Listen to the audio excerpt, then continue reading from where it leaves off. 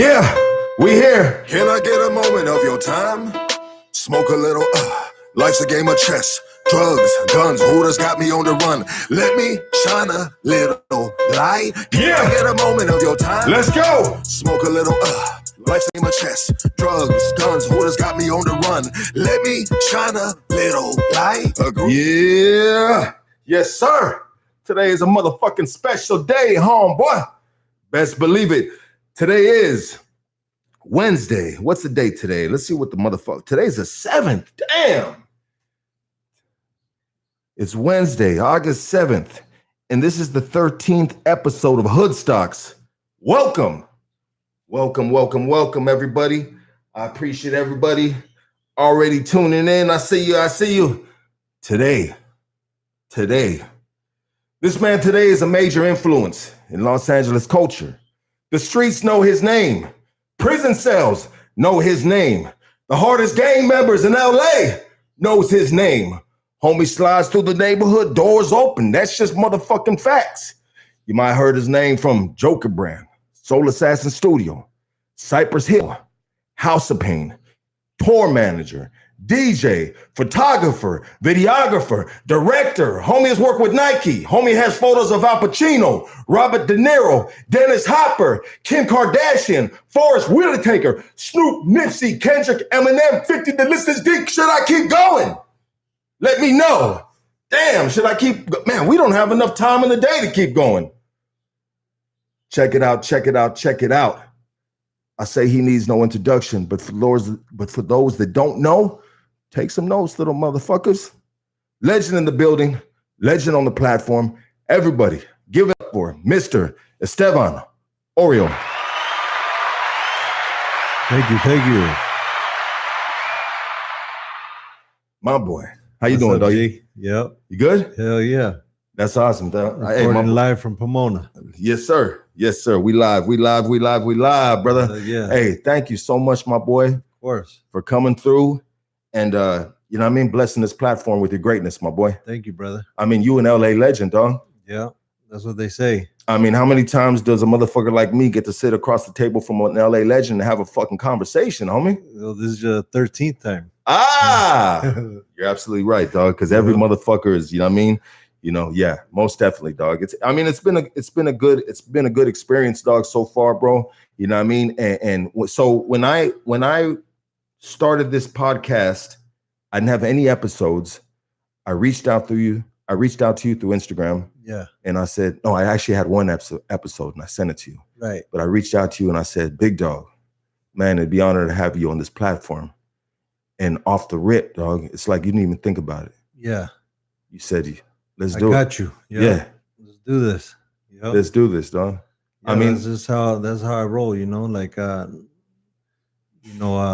fuck with everybody, you know what I mean? That's why I think that things go good for me because, you know, I don't act, a certain type of way with anybody, you know, I just treat everybody with respect and treat everybody the same. Hey, you know what, dog? And motherfuckers recognize that shit, dog. You know what I mean? I mean, like, damn, bro, like, you fuck with the streets fuck with you, dog. Yep. You know what I mean? You a humble motherfucker, dog. You know what I mean? I mean, what a better way to be known, dog, than just a humble, fucking solid motherfucker, dog, that ain't scared, homie, to come through wherever, dog. You know what I mean? Yep. Roll solo, dog. You know what I mean, I wasn't sure if you were gonna come with. Nah, I knew you weren't gonna come with no motherfucking bodyguard. I said, that's an OG right here, dog. You know what I mean? Homeboy been doing this shit too long, dog. Yeah. You've been, I mean, damn, dog. You know what I mean? You're fucking, I mean, you're a part of this LA culture, bro. You know that, right? That feels good though. You know damn. that I've repped the city and waved the flag all over the world and I'm embraced, you know, by my people and by people all over the world. You know, it's a good feeling when you set out to do a certain type of work and the shit takes off and it rewards you like that.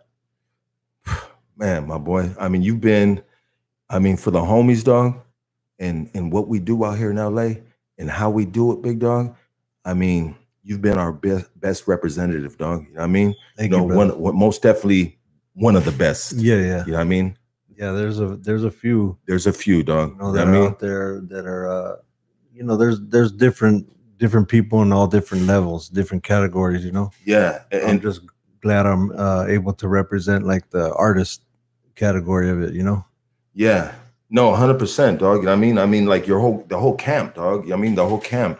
Yeah. I mean, you, Mr. Cartoon, Yep. Cypress Hill, Yeah. DJ Muggs, That's right. The whole Soul Assassin crew. whole Soul Assassin crew, dog. You know what I mean? I mean, bro, like fucking so I grew up in the 90s, dog. Right. And I mean, I was in the 19 years old. I was in the penitentiary, homie, you know what I mean? And I was walking the yard, homie, with some big ass fucking headphones, homie. Yeah. You know what I mean? Bald head, youngster, dog. Hell yeah. You know what I mean? With it, ready to go, dog. You know what I mean? And you know what I mean?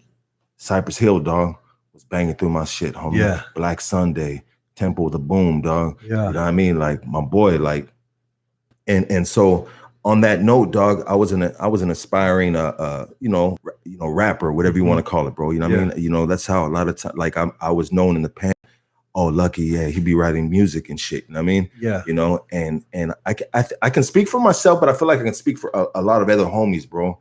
But you guys had like you guys had a circle, bro.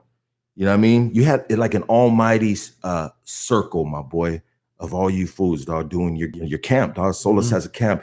And in my mind, bro, somehow, some way, if I can somehow get into that circle, that was my success, dog, because as homies, dog, you know, back then, gang members and shit, bro, we seen you dudes and we were like, bro, they fucking did it. And if I can just meet one of them fools, you know what I mean, and show them my music or whatever that, you know what I mean, you know, and it could have been just, you know, tattoo artists, you know what I mean, you know, but I mean, that's how a lot of us looked at you guys, dog. That's a trip. I never even thought of it like that. You know, we were just caught up in doing our little daily grind, you know, our little hustle, and we weren't even thinking on that level, you know. Well, yeah, no, 100%. But you guys are doing your hustle, dog, and you guys are fucking just like you guys are the bald-headed. I mean, you bald-headed Mexicans and shit, dog. You know what I mean? Repping fucking LA and shit, dog. You know what I mean? Like you guys were like fucking. I mean, just like I said it, dog. You know what I mean? We all wanted to be like you guys, dog, or get to where you guys were at. You know what I mean? Yeah. You know. But and there was different levels, like you said, dog, because there was you know the Chicano rap side, dog, and I mean if you fuck with the Chicano rap side, then maybe you were looking at other cats, you know what I mean? Yeah. You know, but me as like an underground dude, dog, you know what I mean? I always like the darker stuff, you know what I mean? The darker side of shit, dog, you know what I mean? Yep. And so I looked at you guys, dog, along with Psycho Realm and you know what I mean? You know, and that whole scenery, dog, you know what I mean? Yeah. Every time one of my homies would be busted, there was always a fool near him that they'd be like, hey, check this fool out. He raps, you know, and they put the fool on the phone and he'd start freestyling right there. Yeah. Like Lepke, Lucky, homie Blanco, like all these fools would be busting. They'd be like, hey, check this fool out. He raps, homie. Tell me what you think. And they put him on the phone. He's, you know, freestyling on the phone. Yeah. But it was just a trip, you know, like to experience that. Yeah, no, for sure. I mean, everybody that was that dude's shot right there, dog. Yeah, you know what I mean. And, but I didn't have a record label or nothing. You know, like I felt kind of bad. Like I was like, damn, I wonder what homeboy thinks if I could like be like, hey, you got to hear this fool in prison. You know, can you give him a record deal? But you know, I didn't have juice like that. I just was a tour manager and I took pictures. You know. You know what, dog? And that's what everybody thought too, dog. The dudes on the inside, the inside. They said, "This is my shot right here, dog." He was probably nervous. He had a little anxiety going. You know what I mean? He said, "Fuck it, I'm gonna give it all I got." You know what I mean? I got a Oriol Estevan right here. You know what I mean? Yeah. You know, on the phone. And what that homie, if it was Lepke or if it was Lucky, that just them doing that for that individual, even though you didn't have the power to be like, all right, whoop, or I mean, you couldn't do anything right then and there for the individual, dog. You know what I mean? But just the gesture alone, dog, just made that dude Lepke or Lucky or whatever like a god, dog. Like homie's the plug, dog. That fool hooked me up, dog. You know what I mean? You know, and it gives hope, dog. Hope. Yeah. We get a lot of letters and shit too from the pins. Like dudes going, you know, hey, you know, can I hook up with you when I get out and do something, you know, with you guys? I was like, yeah, you know, we could meet up and everything, but just so you know, I don't really I don't own the record label or I don't have a record label myself, so I can't really make a rapper's, you know, career kick off like that. But I can introduce you to people, or I have people like foreigners that hit me up on Instagram going, "Hey, if I book a ticket and I get a hotel, will you introduce me to like rappers and shit like that?" I'm like, like I don't have it like that. You know what I mean? Like I'd be like 10 racks, homie. Come on through. You know what I mean? Yeah, like I'm gonna introduce you to Shorty right here. They go, homie, Midget, get your ass over here. They'll be like, damn, this was hanging out on the side of the liquor store. What the fuck's this fool gonna do with me? Yeah. Nigga got the Gato homies, dog, down the street. Hey, dog, let me introduce you to this fool right here, dog. I mean, you just counting your money, dog. Yeah.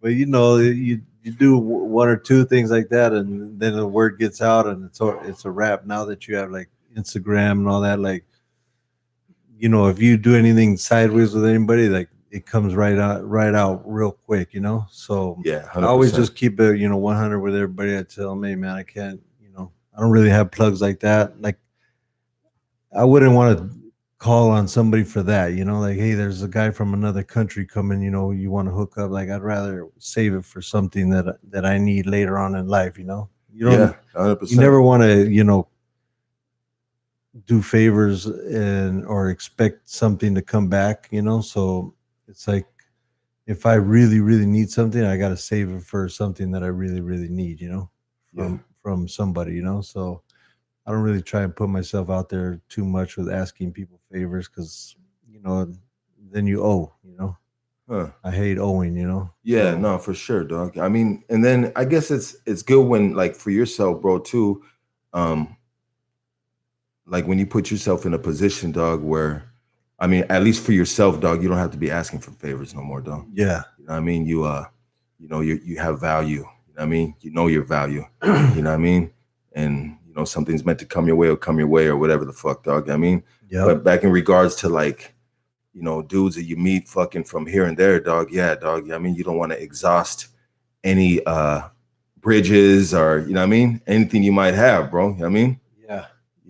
Like, but one thing you do have though is save, like you did believe in the music, dog. You have a platform, an Instagram platform, dog. Yeah. You have a nice number of followers, bro. You know what I mean? Like, yeah. If to your Instagram platform. I do that from now and then, but people get it twisted, like they see if you have a certain amount of followers, they automatically think like, well, if he posts me, he has 150,000 followers. That's 150,000 people that'll see me. So say if 10% of them like my shit, that's 15,000. And if they come my way, like I do that shit all day long, posting shit, and it varies, Sometimes like a picture that I think is a shit will come up like 1,000 views, Yeah. And I'm like, fuck, I have 150,000. I only got 1,000 likes on that picture, and I think it's a shit. And then I'll put up something else, and it won't get, it'll get like triple that. Yeah. So basing your reach on your numbers of how many followers you have is like, it's an illusion, You're not really getting out there to that many people. It's like they control it, Like Instagram controls how many people see your shit on every post. So, you just got to take all that into consideration, Yeah. Like I whenever I post like a flyer for an event, it'll get like a couple hundred views or likes. Yeah. And I trip out on it going like, fuck, I have 150,000 people. How come only a couple hundred people like that, Yeah. But that's just how the gram works. It's like not logistics, but it's like fuck, that's the wrong word, dog. But I guess it's just the flow of that picture on the, you know what I mean, in the system, or however you want to call it. Yeah. Like maybe some pictures or some people view, because like we don't view, I mean, I don't think we view 100% of everything that's posted. Like if you have 50,000 followers, bro, you know what I mean? I don't think we don't see everybody's shit, dog. You know what I mean? I'd say about maybe 10,000 of those people see it. Yeah, for sure, dog. Like so there's, so that's what these cats really don't understand. You know what I mean? They don't know, Got the numbers fucked up. Yeah, it's normal. It's all I got to do is YouTube that shit. Yeah. I mean, when I don't know nothing, homie. Yeah. When I don't know something, You know what I mean? I'm like, all right, hold on, let me just punch this shit into YouTube, dog. You know what I mean? Yeah. You know, and I guess that's what makes us what everyone's talking about us, you know, the AI side of us, you know what I mean? Yeah. You know, what makes us AI is because you can ask me any questions right now, and within fucking 2 minutes, homie, I can give you an answer to that shit, dog. Yeah. And it's not because I'm smart as fuck. It's just this thing this thing I have that's attached to my body, bro. Right. You know what I mean? That's right. You know, and that's why I don't know how kids are failing nowadays, because they can get the answers right off their phone right then and there. It's like, how the fuck can't you do your homework? Like, all you got to do is go on the internet. Bro, check it out. We didn't have that shit. We had to read those boring ass, corny old books that nobody gave a fuck about. And if you wanted to pass school, you had to do that, you know, and it was nightmare, you know? Hey. Torture. Writing with a pencil these days is like caveman shit to these youngsters, dog. Yeah. They're like, what am I writing with this fucking thing in my hand, dog? Yeah. They want to fucking swipe. They want to double tap, homie. Yeah. You know what I mean? And they want to do the fucking e-signature or whatever the fuck, dog. You know what I mean? Like, homie, it's changing. Hold on, let me check something real quick. Hey, Jennifer Jackson, I see you right there. Shine, I see you right there. Hey, let me know if you guys hear this right here.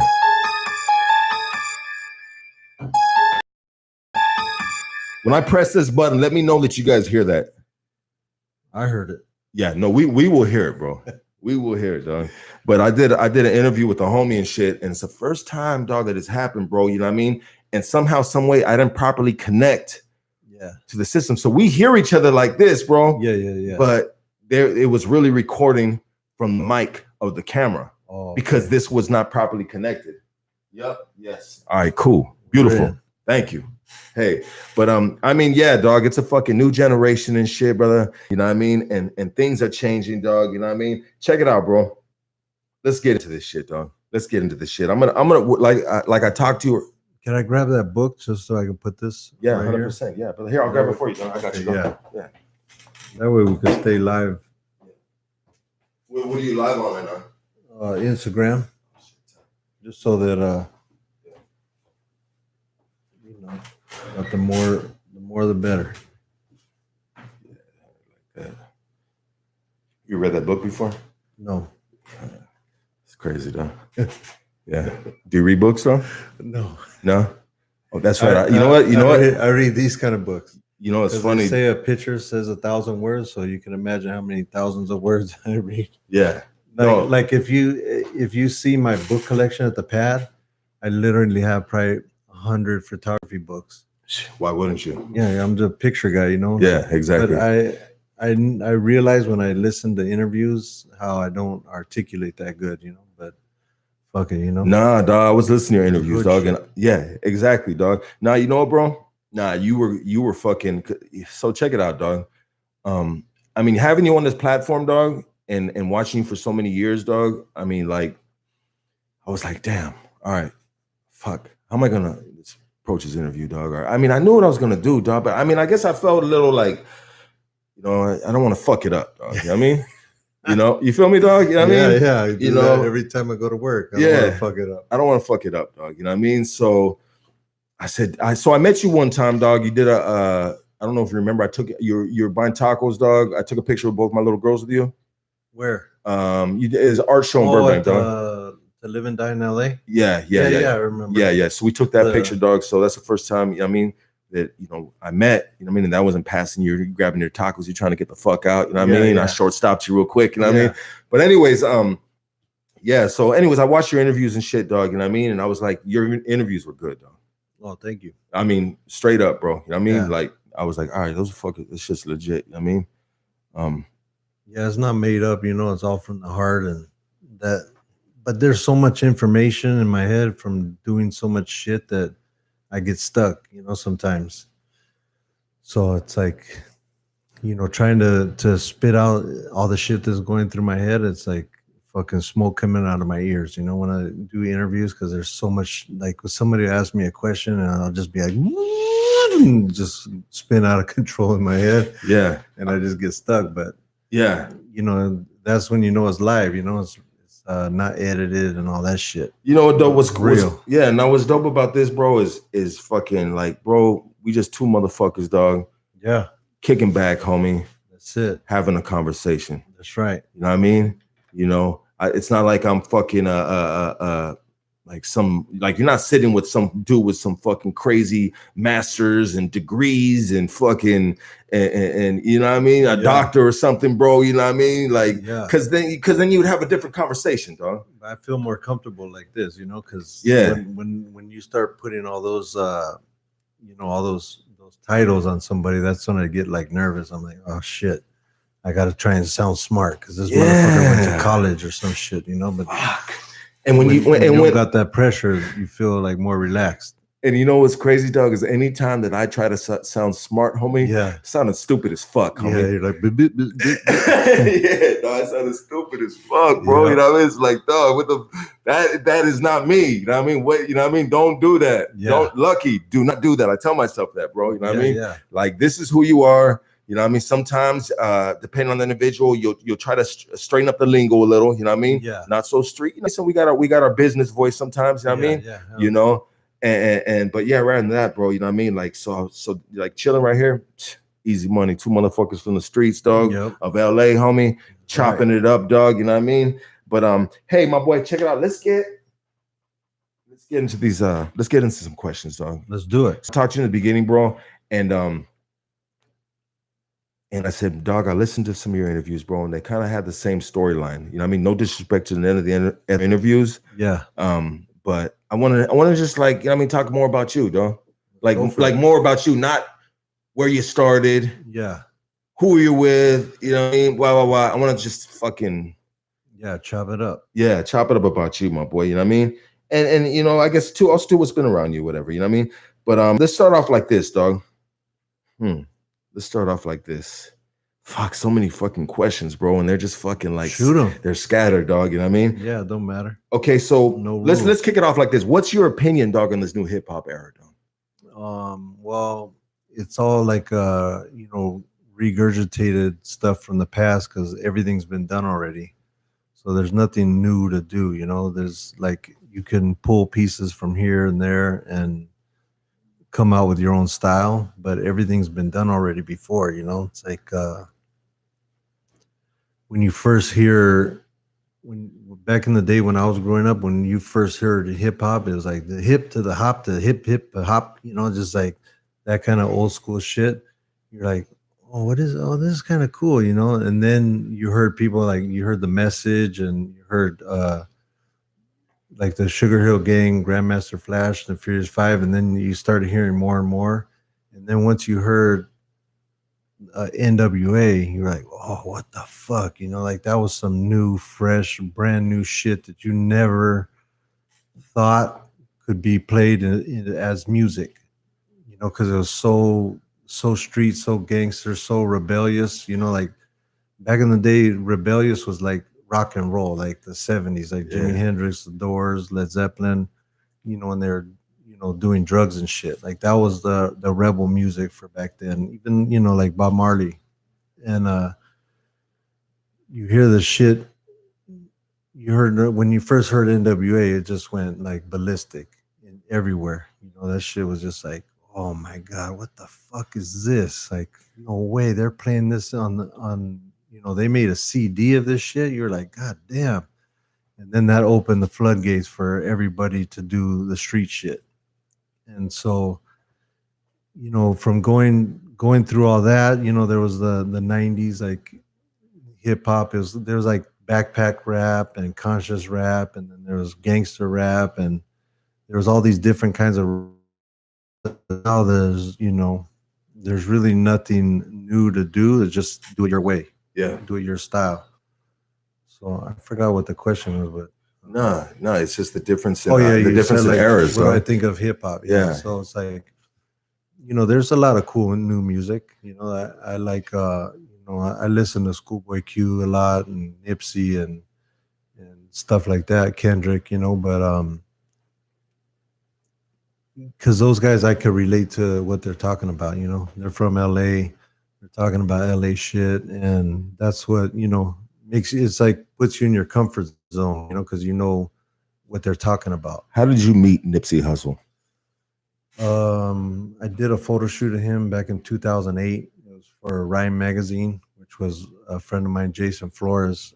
He had one of the only West Coast hip hop magazines. There was like Rhyme and Rap Pages, I think back then. Or there was Rap Pages, I think had already gone away. It was like Murder Dog. Okay. For the North, and Rhyme was down here in the South. And you know, I aligned myself with him because, you know, it was home base, and he was getting pretty big artists at that time. Yeah. And so he was like, I was one of the bigger photographers that he was working with. So he said, you know, here, we'd go in the room and he'd have one of those boards with the markers on it. Yeah. And he'd say, you know, we have these 20 stories. Which ones do you want to do? And I go, oh, you know, let me do 50. Let me do Nipsey. Let me do this story or that story. And, you know, I'd kind of pick the ones I want. And then he'd be like, yeah, okay, you got those. So that was one of the ones I picked and ended up doing that photo shoot and then shooting him a couple times for Double XL. How was Nipsey with you, bro? Like, I mean, how was his demeanor? You know, I mean, did you guys have any you know, conversations? You know? Yeah. We got along real good. You know, he's a cool youngster. He was like, you know, still active in the street, and he, you know, he was the real with it, you know? Yeah. So we ended up talking about doing you know, bigger projects, because at that time he was on a record label. So we were gonna at that time we were gonna do a show. We were gonna do a photo shoot of like a day in the life of Nipsey, all in the hood and everything. And we were gonna do a show at Known Gallery, and then we were gonna Diamond Clothing Store was next door, and we were gonna do like a small capsule of like T-shirts and, you know, different stuff with them, different kinds of merch. So we were gonna have the record release party and the art show as one, and then the like the merch capsule was gonna get released the same night. So that there was two next, like the Diamond and Known Gallery was next door to each other. And it had it all planned out, huh? Yeah, so we were gonna do the record release party, the art show, and the merch release all in the same night on Fairfax, and we were gonna, you know, make the shit blow up. Something happened with the record label, and that deal went away with him and the record label, and that was the end of that, you know. Yeah. And he went full independent and put out all his own CDs and everything. Yeah. I mean, when he was super cool, you know. Every time I saw him, he was the same, never, you know, acted any kind of way, just like always the same dude. I mean, sometimes do you get you know what I mean? Like, do the people you photograph, rappers especially, do you get treated a little different, being like sometimes maybe the only Mexican there, right? I mean, is it like that sometimes, bro? Yeah, or you know, just being a photographer, you know, because most photographers are goofballs, you know. They're like cornball dudes, and you know, they're just not from the culture and shit like that. So maybe somebody coming from out of town might think that, you know, I'm just like a photography nerd, and I show up and they're like, you know, they see me and they see I'm like a different kind of guy, and they, you know, they kind of like, you can tell they kind of switch the track that they were going on. Their attitude. Yeah. They're not going to be inclined to yell at you. Where the fuck's a photographer at? Yeah, they're not doing all that. Yeah. You know, I've had that happen before where guys show up late and then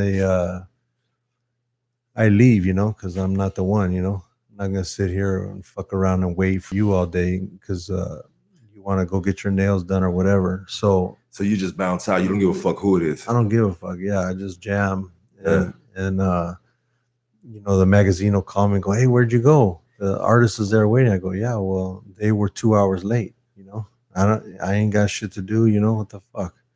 So I would go back and if the dudes would act up when I get there, like act Hollywood or whatever, I'd just jam again, you know. Like, all right, I'm out. Like, what you mean? I go, I'm gone. You know, I don't put up with the bullshit, you know. Like, hey, you be respectful and cool with me, I'll be respectful and cool with you. You start trying to act a certain kind of way, and I'm out. Later. Hey, I had to give that right there, my boy. Because you know what, dog? That's just a good that's why you've been such a good representative for our culture, bro. Yeah. I mean, because even in the industry, homie, you're not like you're not fucking going out backwards, bro. You're not fucking, you know what I mean, bending over for these dudes a certain way, dog. And that right there, dog, is the longevity. It speaks to the longevity, dog, that you've had, my boy. You know what I mean? Because you stood your ground, you stayed the person you are, and you stayed the person that you are in the area that you grew up in, dog. You know, the culture you grew up in, bro. You know what I mean? And man, my boy, I love that shit, dog. I love that shit. Check it out. I have a question, dog. I wanted to ask you, dog. When you did the photo shoot with 50 Cent, dog, I don't know if you got a chance to shoot the breeze with him or anything like that, dog. But is he as gangster as the world puts him out to be, dog? Because you know homies that are gangster, my boy. You know what I mean? You know, is he gangster, dog? He's with it, you know what I mean? Like you see how he does it, you know, like it takes a certain type of dude to be beefing with people. You know what I mean? Like you sooner or later that's gonna catch up with you. And either you're with it or you're not, you know. And I think he's with it, you know, like I don't see him backing down from anybody or anything like that. And you know, that takes a certain type of dude, you know. To be going at it with fucking multiple people at the same time, where you're always watching your back and you're always having to, you know, stay on your toes. He loves that shit. You never can relax. Yeah. You know, so, you know, to me, that's, you know, right there, you know, he's in the zone. 100%, dog. I like that, dog. And he's a big hefty dude, you know, like not like you can just go up and push him around and shit. Like, how tall is that dude? Probably about 6 feet. And he's fucking solid, you know. Fucking rocked up, huh? You know, if you're gonna go up to him and you know, just being the type of dude he is gonna be a rumble, you know. It's gonna be a problem. Yeah. Hey, so speaking of like beefs and shit, dog, when you guys were touring with Cypress Hill, bro, you know what I mean? You guys were doing your fucking thing, dog. That Ice Cube beef, dog. Yeah. Do you remember anything about that? Was that real shit on the Cypress Hill side? Oh yeah. You mind talking a little about that? Oh yeah, it was 100% real. You know, it was like when we would, you know, we always just thought like if we ever see him, it's on. You know, it's on and cracking. And then one day there was like a situation where there was like they wanted to you know, break the ice and make everything cool again. After that, it was like right after that, I got set up to do photo shoots with all of them. You know, I got set up to do photo shoots with Mac 10, Ice Cube, and Dub and his brother. But I was always cool with Dub C no matter what, because I knew him from his old manager, Donnie Charles, rest in peace. He's the one who got me into the low riding, and he introduced me to cartoon, and he's always like the cool homie. Yeah. And when when I'd have to go do those photo shoots, I'd go by myself, you know, because that's the way I shoot. You know, I don't take a crew with me. I either go with like one homie that's not even in the business, like just to roll with me. Yeah. Or I go by myself. So I would you know, show up to these places and it'd just be like me with like, if the rapper, whoever the rapper was, it'd be like me and the rapper and like their crew, you know. Yeah. So I'm rolling up by myself, but at the same time, I'm still standing my ground. You know, I'm still Cypress Hill. I'm still Cypress Hill family. And if I got to get the fade, then I get the fade, you know. But everybody was, you know, cool at those points when I go do the photo shoots. Who's the dopest cat out of? Is it Dub C? What do you mean? Out of that crew right there, you had Mac 10, Dub C, Ice Cube, dog. Who was the, in your opinion, dog? Well, just I know Dub for the longest, so and I know him like on multiple occasions. So yeah, we were always the coolest. Got you. But every time I showed up to shoot, you know, Cube, he was more than cool, respectful. He even wears my LA shirt. Yeah. Like I took a couple of shirts one time.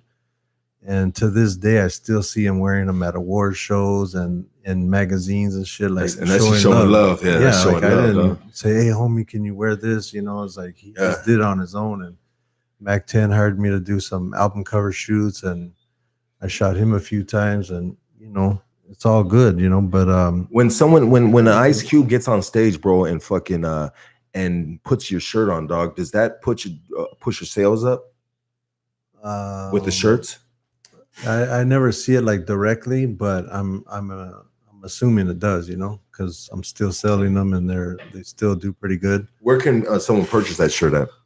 On my site, EstevanOriol.com. Okay. Or I have the links on my Instagrams, but you know, it's just a good feeling when you see somebody. Like, I don't talk to him I don't have his phone number or nothing like that. So if I go to his show and I see him wearing the shirt or I see it on Instagram, I'm just like, damn, that's badass. Like fucking one of the most notorious actors, rappers, producers, you know, all around artists in the world is wearing my shit. Yeah. You know? And I didn't ask him to. I just brought it for him as a gift. Like, hey man, you know, I brought this for you as a gift, you know. Hey, that's called a gift that keeps on giving. Yeah, you know sure. I like those though. You know what I mean? I like them gifts that just keep on giving. Yeah, you know what I mean? That's for sure. That was one of those deals. Yeah, for sure, dog. Hey, fucking hey, when it comes to catching a fade, dog, when it comes to catching a fade with Estevan Oriol, big dog, what does someone got to worry about, bro? Just, you know, like Mike Tyson says, you know, everybody has a plan until they get punched in the face, you know. So I'm, you know, just like that, you know what I mean? Like, that's how it's gonna go down. It's not I don't have no secret shit, no secret karate or nothing like that. It's just you're a Muay fighter, aren't you?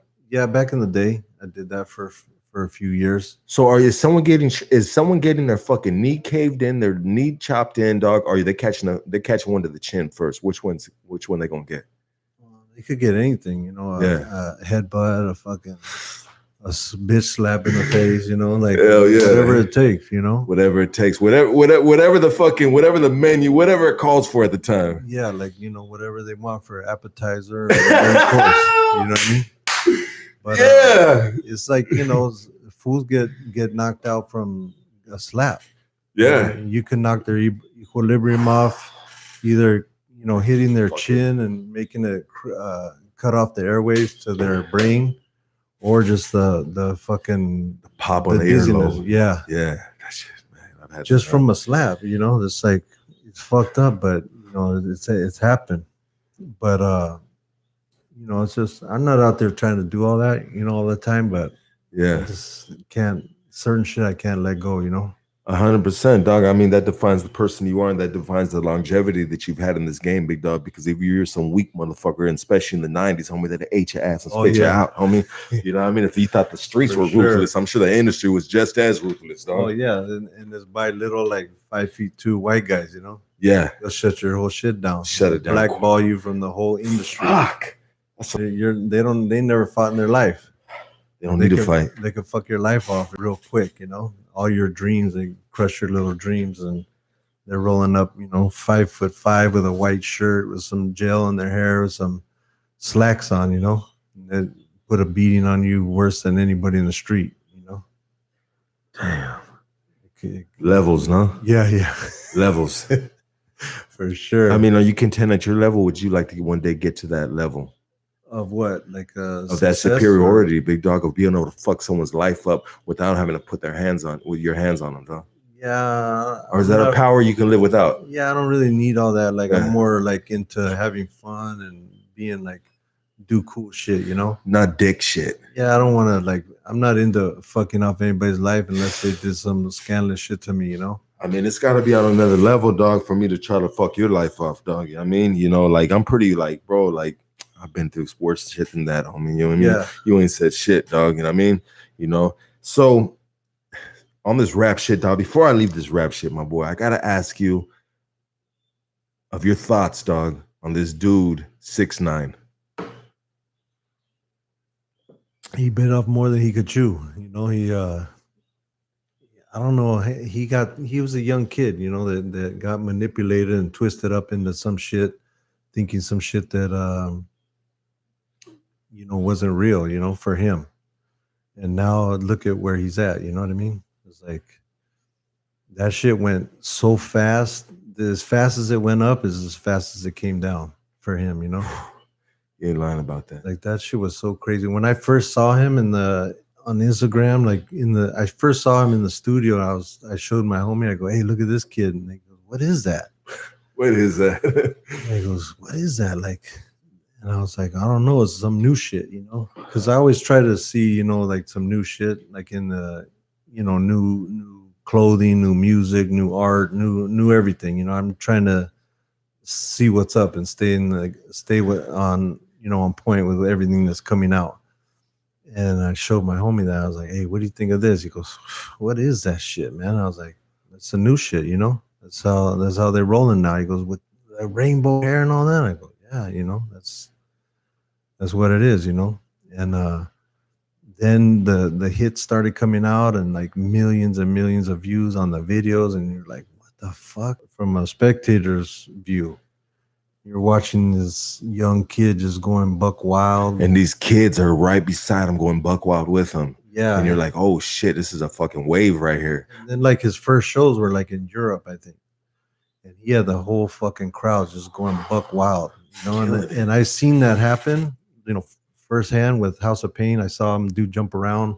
I saw it come from nothing to a mega hit, you know, one of the most classic, biggest hits of all times ever. I remember that bitch, son. I was right there, bro. So when you see that shit happening, you're like, holy fuck, man, this is crazy, you know. Like you see it come out as like a demo tape into thousands of people screaming and jumping and the whole crowd going crazy within like a few seconds of the song. You're like, god damn, you know, this is a hit right here.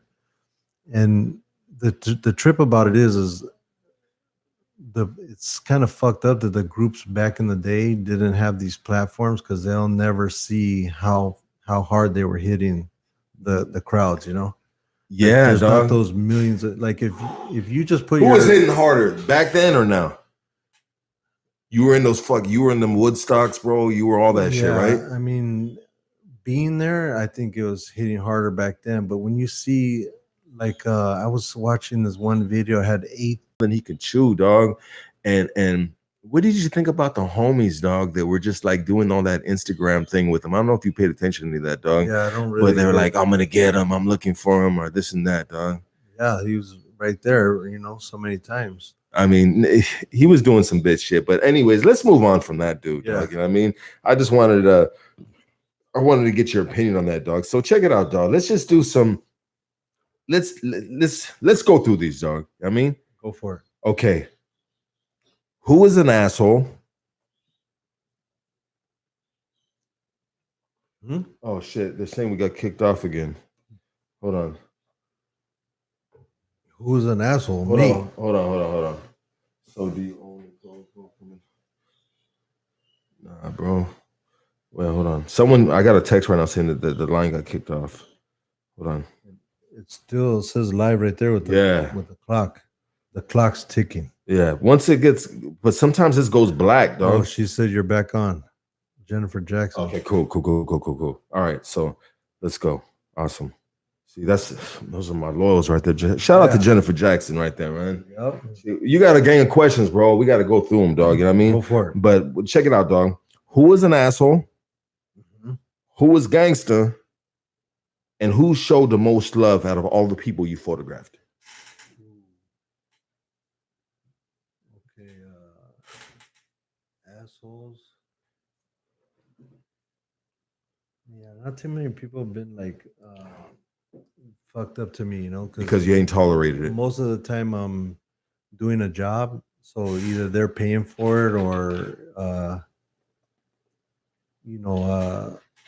something like that, you know, is in a professional environment where they were coming out of the pocket or somebody was for them. So they knew that, you know, they were in the industry, so they knew they had to act a certain way. And I guess maybe I didn't look like the kind of guy that they could just, you know, be an asshole to, tell orders to, and, you know, snap their fingers to and click their hands. So I just pretty much everybody was pretty cool throughout all the shoots. Every once in a while there's like older Hollywood people, like celebrities that, you know, they were put on a pedestal because of all the great work that they did. And they, you know, if you weren't at that level, you were treated a certain way. Yeah. Like kind of like the help, you know, you were a worker, you know, and being a photographer, that's what you are, you know, you're like a worker for the big machine. You're just one of the elements. So sometimes I'd show up to a shoot, and there'd be like a high profile older actor, actress, and they'd be like, where's that photographer? Let's do this already. Or, Yeah, I get it. the photographer's here to do a shoot, and well, he can wait. I'm reading my lines. Can't you see? And shit like that. And I'm like, and you oh, tolerate whatever. that shit, right? Yeah, it's like Yeah, it whatever, ain't okay, like dog. that's their little thing. That's their Yeah. little bubble. No, 100%, dog. I just roll with the punches on those type of things. Yeah. You got to pick your battles. Like, you could either, bark back at them and be, be all that you could be, but you might not work as much. Yeah. You got to pick what do you want to do? Do you want to work more, or do you want to stand up for, all yourself and stand up for your rights and work less, Yeah, for sure. Like if you try to fight every little fucking thing that comes your way, dog, they're gonna be like, nah, that dude's a problem, man. We ain't dealing with that dude. Yeah, you got to compromise. Who was the gangster out of everyone you took pictures of, anybody you work with? Who was the biggest gangster? Check it out, dog. Yeah. People you taking pictures of, everybody, Cypress Hill, everybody. Who was the gangster? Who's the gangster out the bunch, dog? I mean, I shoot real gangsters, so they're. I mean, check it out, dog. You shoot real artists or artists, brother. Artists. I'm sorry. Yeah. I would say, as far as rappers go. Yeah, rappers. Yeah. I mean, I'd say probably on a personal level that I know is Baldacci. Yeah. And yeah, he's one of the most gangsters. And Stomper too. Yeah, Stomper. He's cool as fuck, and he's with the business. Yeah. And yeah, there's a few out there, but I'd have to look. Nipsey. I seen Nipsey. I seen some fools roll by. We were shooting in his neighborhood, and he was ready to go, huh? So yeah, there's been a few in the 25 something plus years. Yeah. Who showed you the most love? I'd say Eminem and Snoop. Who? Aside from Cypress Hill. Yeah. I'd say Eminem and Snoop showed the most love. And what kind of love did Eminem show you? Just being down with whatever we asked to do, which wasn't much. Like if I wanted to shoot him getting tattooed or shoot him, aside from what I was doing, he was always down with it, because we went on tour with him with Anger Management, and we're doing a documentary on me and Cartoon right now called LA Originals. And we asked if we can go back and get a new interview with him, and he was like, yeah, bring that shit, let's do it. He was always like a homie, he's always I don't think he's ever said no to anything that we asked for. Ooh, that's dope. He's worn Joker, in multiple photo shoots, and just all around cool. He's a cool ass little white boy, huh? Yeah, straight up, huh? For real, yeah. And he's like one of the fucking greatest of all times. Yeah. Fuck, dog. Damn, homie, you can say that, dog. Yeah. You can say that Eminem has never told you no to anything you've asked him for, dog. You know what I mean? And the cat, dog. I mean, bro, that's just that puts you on another. I mean, does that trip you out, fool? Fuck yeah, because that's that's one of our greatest of all times, our biggest celebrities to this day. And we had so much action with him throughout the years. Not a whole lot of shit, but we did pretty good kicking it with him. That's tight, though. And Snoop is just always fucking. He's always been cool to us. Snoop seems like he's just the dude you just want to be around and have a good time with. Yeah, he's just so easy to work with. I've done 20 photo shoots with him, album covers, everything. He was always like a homie. If you. So he sees you, he knows you on a first name basis. Yeah. If I go to a club, he's DJing. He'll go, shout out to Estevan. Yeah. He's just always cool as fuck. Damn. That's the fucking shit right there, dog. He's never changed in all the years I've known him. Hey, bro, did I thank you, dog, for coming on this platform, bro? Yeah. Okay, for sure. There goes another thank you, dog. Yeah, that's right. Thank you. Yeah, bro. You know what I mean? Like, man, dog. So check it out. Let's keep it moving, dog. What's your favorite food, dog? What's your go-to, homie? Well, I'm half Mexican, half Italian, so both of those were my shit. But I've been getting these like little sicknesses lately, and the doctors told me no more carbs, no more sugars, and no more dairy. So I'm kind of fucked. When if you're Italian and you can't eat pasta, pizza, and fucking garlic bread and shit like that, you're kind of fucked. And the desserts, you know, they're big on desserts, the tiramisus, the cannolis, and all that is all everything that I'm not supposed to eat. And on the Mexican side, you know, tortas, tortillas, and everything, you know, I had to cut all that shit out. But those for sure were my favorite foods. It was Mexican and Italian. How, on a scale of 1 to 10, how worried are you about your health right now? 1 to 10? Yeah. 10. 10. Yeah.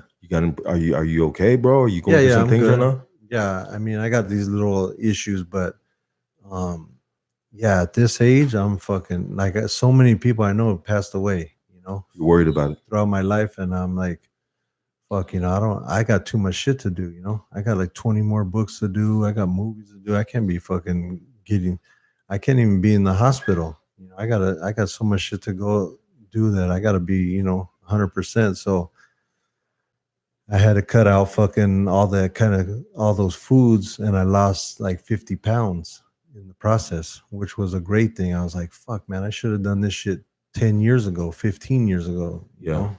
There's enough fat Mexicans out there, fat Italians, you know? Yeah. We didn't need one more. So I just said, fuck all that shit and started eating right. No, I still eat chicken and stuff like that, but it's real limited. And you know, when I travel, you know, I just tell wherever I'm going, hey, just have me chicken and vegetables and I'm cool, you know. I could eat at the same place 3 times a day, whatever, you know. I don't give a fuck. You don't need a variety.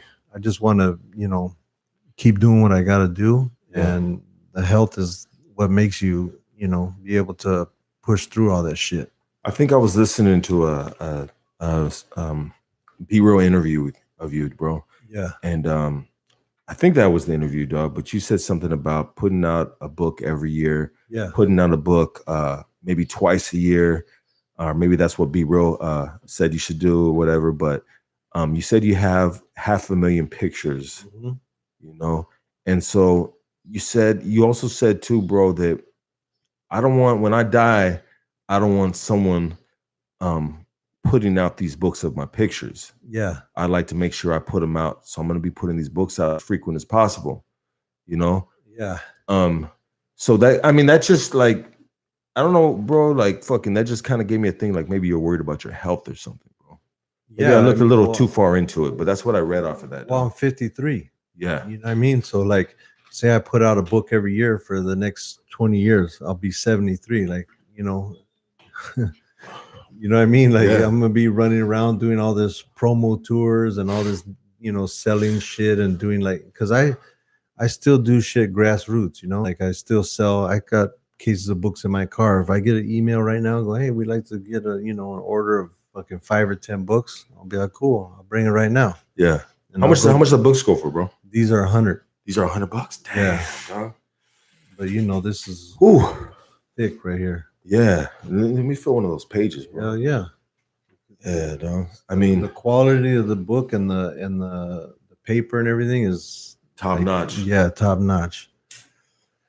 And you see, you know, people buy $100 of fucking weed and smoke it in a day. You know, so why wouldn't they want to buy a piece of history for $100 and, you know, keep it there for all, you know, their friends and family to enjoy and see some, you know, some classic shit. Hey, bro, I love the price tag on that, dog. Hell yeah, me too. You know what, dog?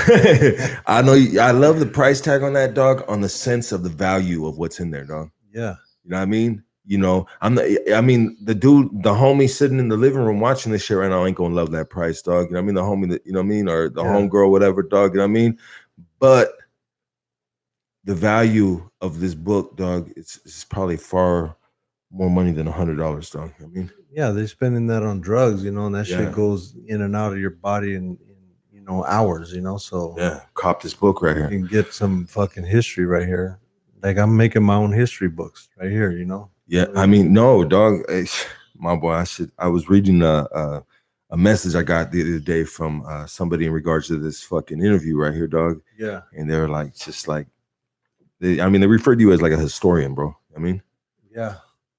That's what I don't refer to myself as that, but I that's didn't what either, dog. that's But what it's it made come me think down about to, it. If you think I about it, didn't think like about it, dog. I have pictures that nobody will ever have and nobody could ever get again of the times, of hip hop in those times, of low riding in those times, of LA street, gangster shit in those times, like like now is like the 90s is hot right now, like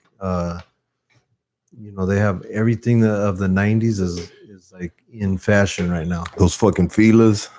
They have hashtags that are like chola style and cholo style, like people are dressing up, like we used to dress in the 90s. They're dressing up like that now. I haven't even changed my style, dog. I'm so outdated. Me neither. I'm so outdated. Wearing like 44, 46, 501s. That's the only thing that I changed, 3X t-shirts. Yeah, no. Now that I lost the weight, I'm in a 2X. There's a 3X, but Yeah. I wear 2Xs now because they're like a blanket on me, like a sheet, Yeah. But I'm not trying to, even if I had a 6-pack and I was ripped as fuck, I would never wear like a small or a large shirt, Yeah. People send me extra large shirts every day. They're like, hey man, can we send you some shirts? I'm like, yeah, shoot it. Here's the address. And they don't ask me the size or nothing. Oh, man, they just send the shit, but they just send it. And it's like, I got some shit yesterday. It was large and extra large. I'm like, fuck, these shirts are cool, but I can't even wear them. Fuck with it, dog. I'm trying to my son or some homies that don't have it like that, Yeah, they don't have it like that. That's what's dope about you too, right there, dog. Because you still fuck around with cats that don't have it like that. Yeah, I just gave away like 3 dozen shirts the other day, because I have friends that work in like recovery homes and stuff, like the homes where people just get out of prison and they're just coming out with what they had when they went in 10 years ago. Yeah. So I'll take a fucking trash bag of shit that I don't want or need, or somebody like some shit that I've worn a few times that I just don't fuck with no more, or some shit that people send me that I can't wear, because it's the wrong size, wrong color, whatever. Yeah. I just put it in a bag and I take it to those spots. What color should they not send Estevan Oriol? Well, there's a lot of them. Do you wear red? I don't wear red or purple or yellow or orange or like the way out colors. What I do wear is gray, blue, black, white, and brown. Yeah, sure. That's all I can. Like I've just been wearing that shit for 20 something years, and I can't. I'm not gonna flip it right now. Like my kids used to laugh and shit. And Dad, why are you dressed like that still? Like you're wearing big baggy jeans. Like that's not the style no more. I go, let's go into a mall and you show me what you think I should wear. And we went into the store and skinny jeans. Yeah, we went up to the girl and we're like, hey, my daughter wants to give me a makeover. Like, show me what the new hot shit is. Like, give me the best outfit right now, the coolest fit. And the girl brought it over and I tried it on. I came out and my daughter and the girl started laughing. They're like, oh my God. I go, see, this shit just don't fit with me, Like I don't wear all these weird colors. I can't wear these weird styles. Like it just don't look right. They're like, Pops, put them pants back on. It's all good. Go ahead. Put your shit back on. And even the girl in the store, that's her job, is to sell shit. They get fucking a commission. She was like, you know what? You look cool the way you were. Like this, save this for the next guy. Yeah, like, for sure, dog. Thank you. Like now I can go on with my day. That's what's dope about, having people that don't own the store fucking work in those positions. Yeah, you know what I mean? Because if they own the store, they'd be like, that shit looks fucking good on you. You know what I mean? Yeah, matter of fact, these colors would look good on you too. Yeah. And next thing you know, they're setting you up for a fucking failure, dog. Hey, let me go through these, dog. Let me ask a question off of this, dog. I have my questions here. Let me pick a random question right here, bro. Let's see.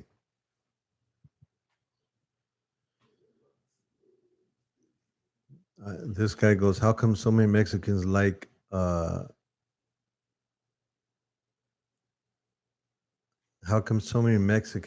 Morrissey?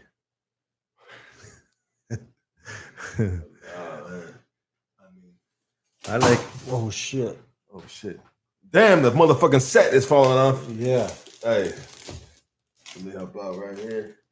That was an earthquake again. I thought it was an earthquake too. I was about to fucking stop, drop, and roll.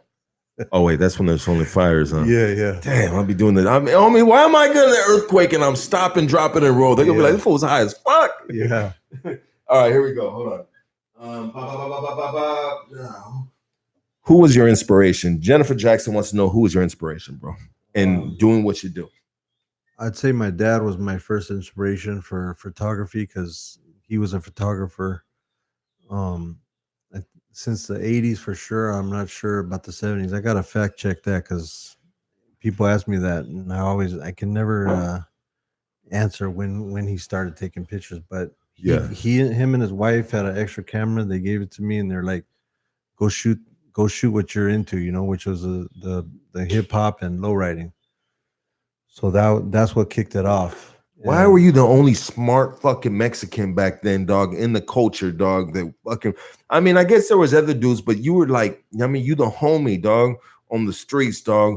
They said, you know what? Let me just fucking let me document this shit.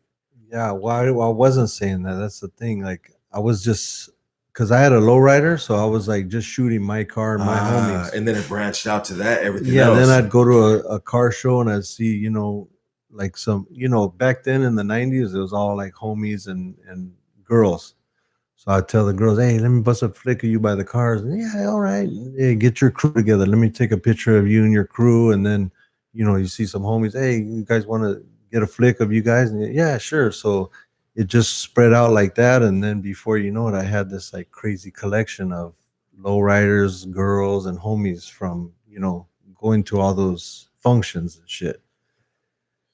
And now that I look back on it, I'm like, fuck, man. Now I go through all those old pictures in the 90s and those are the best ones, huh, dog? Yeah, because the scene was so crazy back then. It was the best times, I think.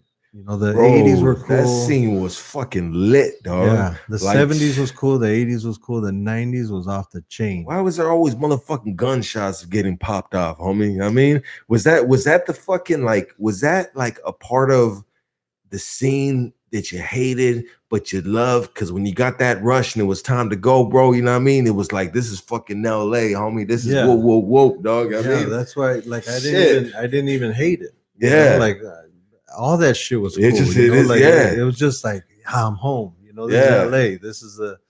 This is how it goes down right here. Like, we'd go to Art LeBeau shows, and you're hearing dudes singing love music and shit, and you're going in the bathroom and you're taking a leak, and all of a sudden you hear one fool go, hey, where you from, homie? I'm from here. And then you hear them boxing and shit. Yeah. And they're fucking fighting and bumping into you while you're taking a piss. So you gotta like put your hand against the wall. You're like, hey, come on, And those were love concerts. Motherfuckers were fighting in the bathroom. I mean, we're in love, but damn, I mean? That shit was crazy though. That if you think about it, like, you're going to listen to love music with the idea in your head, like, you're gonna fight tonight. Yeah, at every show, every time we'd go to our and back then, motherfuckers were showing out too, dog. They had the fucking they were wearing the jerseys with the hoods on it, dog. They were fucking everybody had their hood, dog, embroidered on their sweatshirt or jersey. Yeah, bro. I mean, they were like, bro, you don't even gotta hit me up, homie. If you can read, homie, we can get this shit right now, dog. Exactly. You go to every show, you think like, there's a chance that for sure we're gonna fight. There's a chance you could get stabbed or you could get shot, but you still go, and it was like nothing. But nowadays, you see what's going on now. Like, they show like the 3 latest killers of these mass shootings, and those are the kids that, like, come on, man. Like, those are the kids you're like, hey, homie, we have that test later on today. Shoot me the answers. When we're in class. But now you look at them and they're fools walking into places with fucking ARs, just laying everybody down, and I don't know. It's like a different trip, Like, back then, you'd go to these shows or these events, and some shit would crack off, and you were like, yeah, no big deal, It's just another gangster party, But now you come into these things, and fucking, you can go to the mall with your kids and just a fool come in there with an AR and just fucking light up everybody. Check it out, dog. And I think about that shit all the time. I'm glad you got on that, dog. The difference between the motherfuckers that are getting profiled by the cops and the motherfuckers that are really killing innocent people, dog. Yeah. They're looking at us like we the criminals, homie. Like we got to worry about us, bro. It's crazy, right? That shit fucks my mind up and it fucking pisses me off, dog, because, you know, it's like this, dog. I remember when I got out in 97, bro, you know what I mean? I made a thing with myself that I wouldn't crime on criminals, big dog. But in the game, though, dog, you know what I mean? There was things that you didn't do, dog, you know what I mean? And if one of the homies from the fucking hood, dog, went into a motherfucking Walmart and shot a bunch of fucking moms and motherfucking brothers and little sisters and shit, dog, you know what I mean? That motherfucker would be a done motherfucking deal, dog. Yeah. You know what I mean? And then the code of motherfucking LA, dog, and I don't even like speaking on this shit, but I'll just make this one point, dog. This shit I don't speak on, dog, you know what I mean? But I'll make this one point, bro, you know what I mean? We don't play that shit, dog. I mean, there ain't no one, man, bro. But we the ones you got to worry about. You know what I mean? Hispanics, young LA gang members, motherfucking, you know, the brothers, the black dudes, you know what I mean? Like, we the ones you got to worry about. Okay. You know, but you know what? I had that on, you know what I mean? So last interview I did, the homie said, "Hey, bro, you got your questions written down?" And I'm like, you know what, bro? Like, I don't really write questions, homie. I just fucking like to kick back and shoot the breeze, bro. You know what I mean? And whatever it takes us, dog. I mean, I'm like, dog, this shit ain't really scripted like that, dog. You know what I mean? We just kicking like two homies, you know what I mean? Yeah. And so he was like, oh, okay. Because he was, you know, he's a good dude, he's a business dude, but he was kind of like, I want to make this sure this podcast is popping. And you know what I mean? I'm answering. You know what I mean? And keep it moving like that. He wanted to move like that. And so I was like, all right, that's cool. And so then I thought about it and I said, well, maybe that sounds a little too cocky. Like, who the fuck am I, dog, that I don't got to write no motherfucking questions or maybe have a couple notes or something like that? Because usually what I do is I write my intro, dog. Yeah. I write since this 13th, you know what I mean? You know, just a few. I write my intro and then I'll freestyle the rest. But anyways, I said, who the fuck am I, dog? You know what I mean? You know, I ain't that good, homie. You know what I mean? Let me write some questions down, dog. You know what I mean? So I mean, I did that with you, dog, and that was one of the questions in regards to El Paso, Texas, dog. You know what I mean? That shit gets me so fucking mad. So many fucking kids, a newborn baby lost the mom and the dad covered them, bro. You know what I mean? And they penetrated all the bullets, homie. You know what I mean? The mom and the dad, and they were the, you know what I mean? They were the, you know, mid-20s, brother. You know what I mean? They were babies, you know what I mean? Yeah. You know? Yeah, I got kids that age. Yeah, exactly, dog. Yeah, that shit's sick, you know, like it's sad, you know, that somebody like plans their day like, I'm gonna fucking suit up, I'm gonna get my AR, I'm gonna go to the mall and kill some men, women, and children, you know, for nothing. That's you know, some crazy shit. You know what, bro? I've lost my mind on drugs at a point in my time, dog. You know what I mean? I was so fucking tweaked the fuck out, dog. I've had crazy thoughts in my head, dog. And that was never one of them. Thoughts, homie, you know what I mean? The craziest thing is you think of some shit to do to yourself or that's somebody that you had legit beef with, you know? Yeah. But you don't think of going and fucking shooting up a place of just people kicking it, you know? What is your thoughts on Trump, brother? I don't fuck with him. You know, like is he behind this?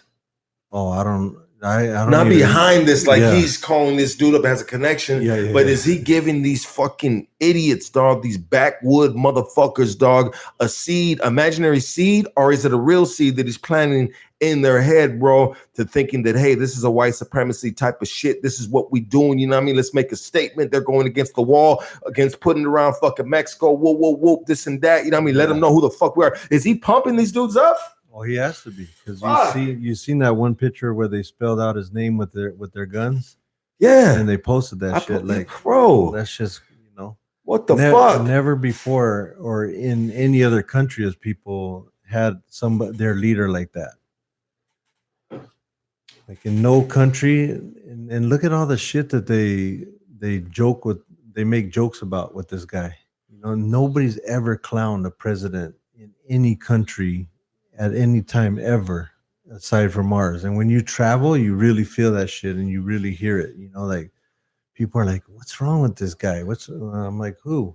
Your president?" I'm like, "Fuck!" Like, what? You know, like that's what they're. That's like the first sentence out of their mouth. You don't even know them. You know, they're like, "Hey, you're American?" Yeah. what's wrong with this guy? What guy? You're president. They're so curious and they want to get the inside scoop from an actual American. You know what I mean? They're so it's like bugged the whole world out that the United States has a president like this dude. So I can see that, dog. You walk off the plane and get into another country, and they're like, oh shit, you're American. Hey, and so then they're gonna be like, hey, I was talking to this dude. He's a straight American, came on up the plane, or he's out here for this and that. You know what I mean? Yeah. You know, and yeah, it's a conversation, bro. Yeah, hell yeah, it is. The crazy thing is that's the only president I've ever taken pictures of. That's the only what? That's the only president that I've ever taken photographs of.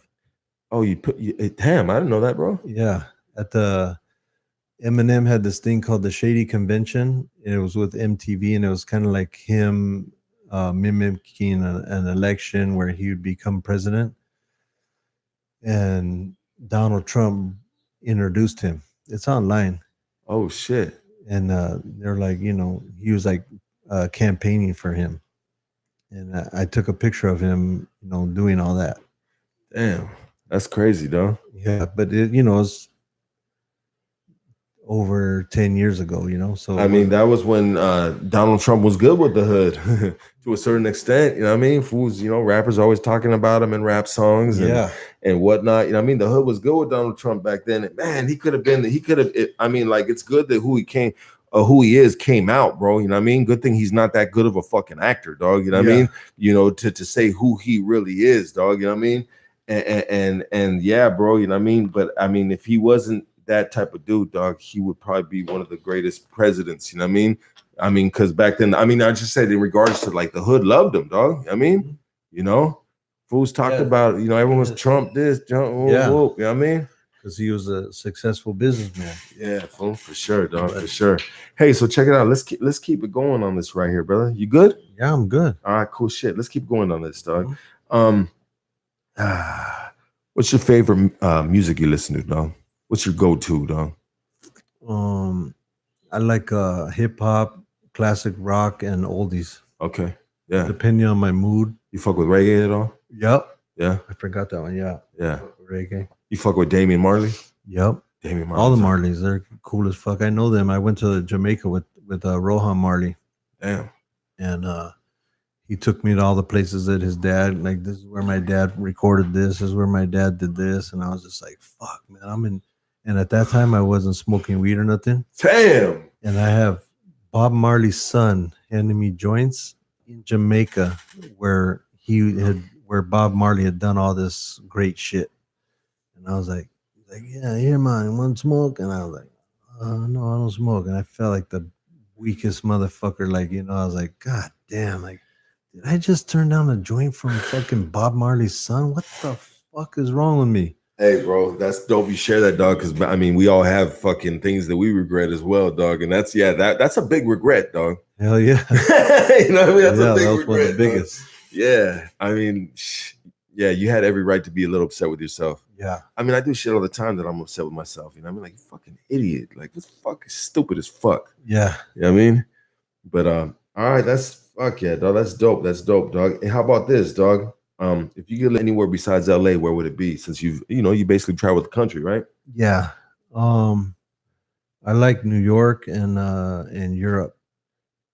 Which is better, New York or Europe? Oh, New York, you know, because it's like 24 hours and it's English. Yeah.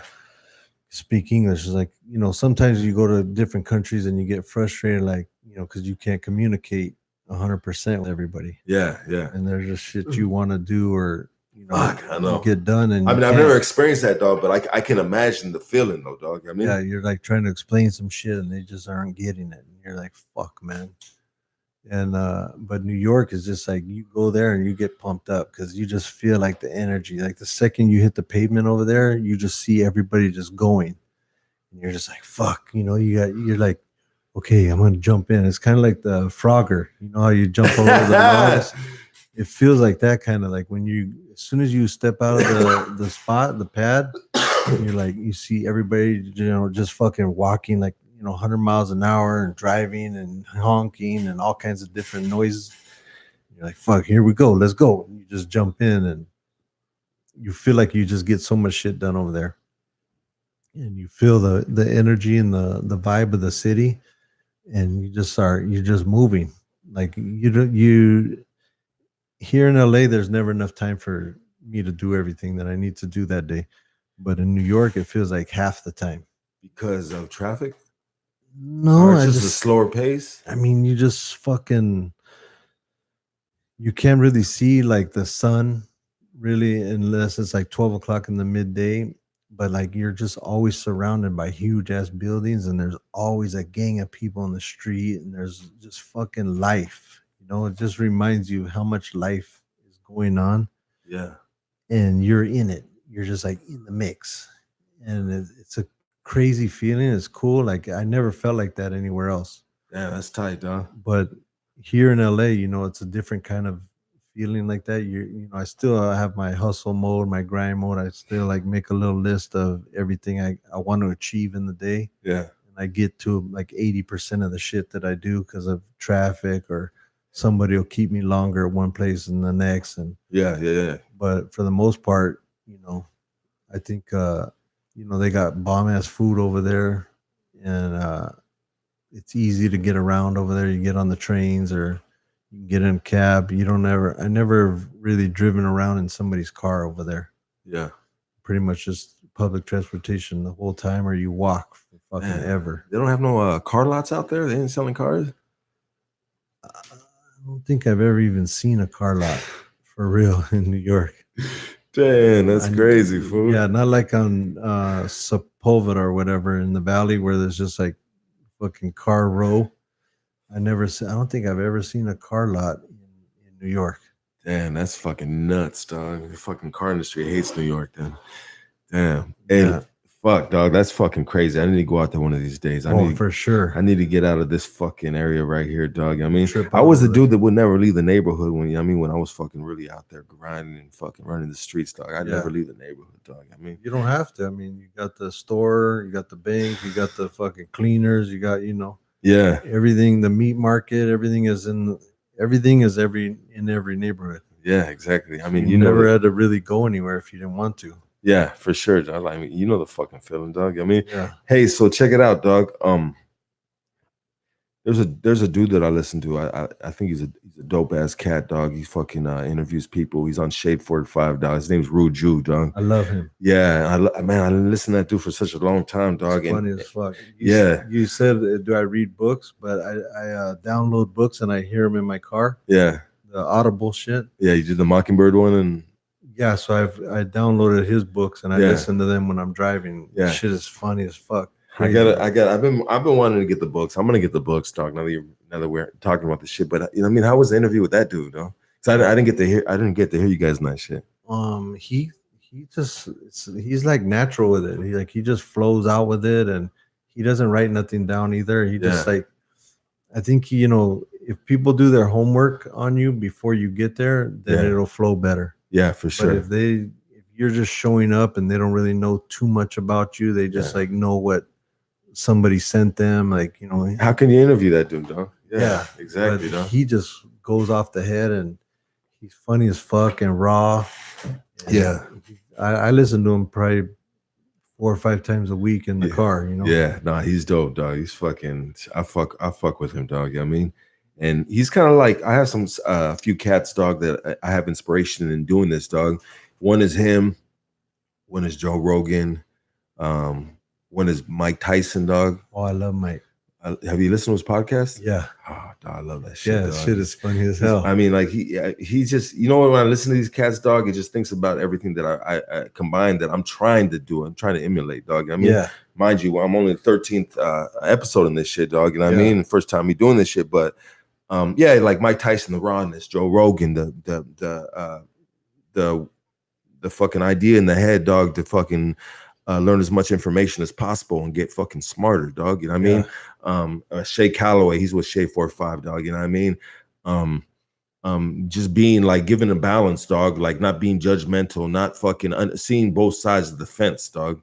You know what I mean? Because if I'm a stubborn ass cat, I'm having a conversation with one dude and he believes the exact opposite of what I believe, and I feel heavily like heated about, like, you know what I mean? Like, this is what I believe, then I'm not gonna be able to do this, bro. Yeah, for sure. I can't do this, dog. You gotta be neutral. You gotta be neutral, dog. You know what I mean? And this is a neutral platform. It's a positive platform, dog. You know what I mean? I got cats from different neighborhoods, whatever, dog. You know what I mean?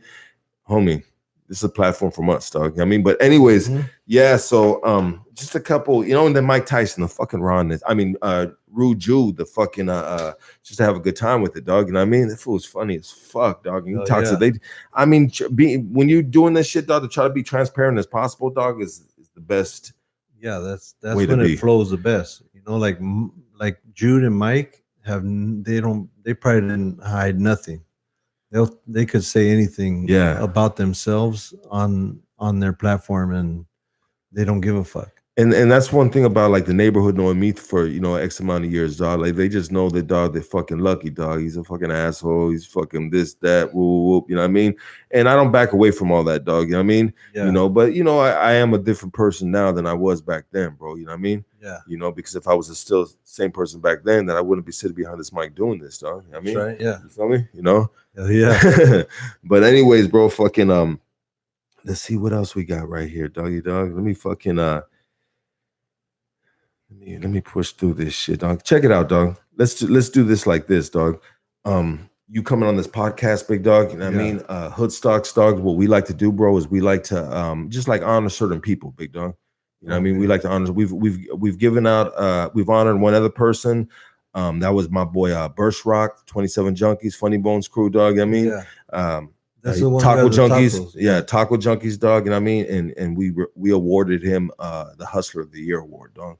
Yeah. That boy's a hustler, dog. You know what I mean? Yeah. And he's a cool cat too, dog. Like he'll take his shirt off his back for you, type of motherfucker. You know what I mean? Yeah. You know. But anyway, so today, dog, Hood Stocks, my boy.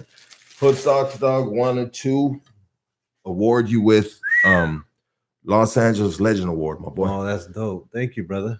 Yeah, that's hard. Where can they gotta see it right there on the camera. Yeah, there you go. Yeah.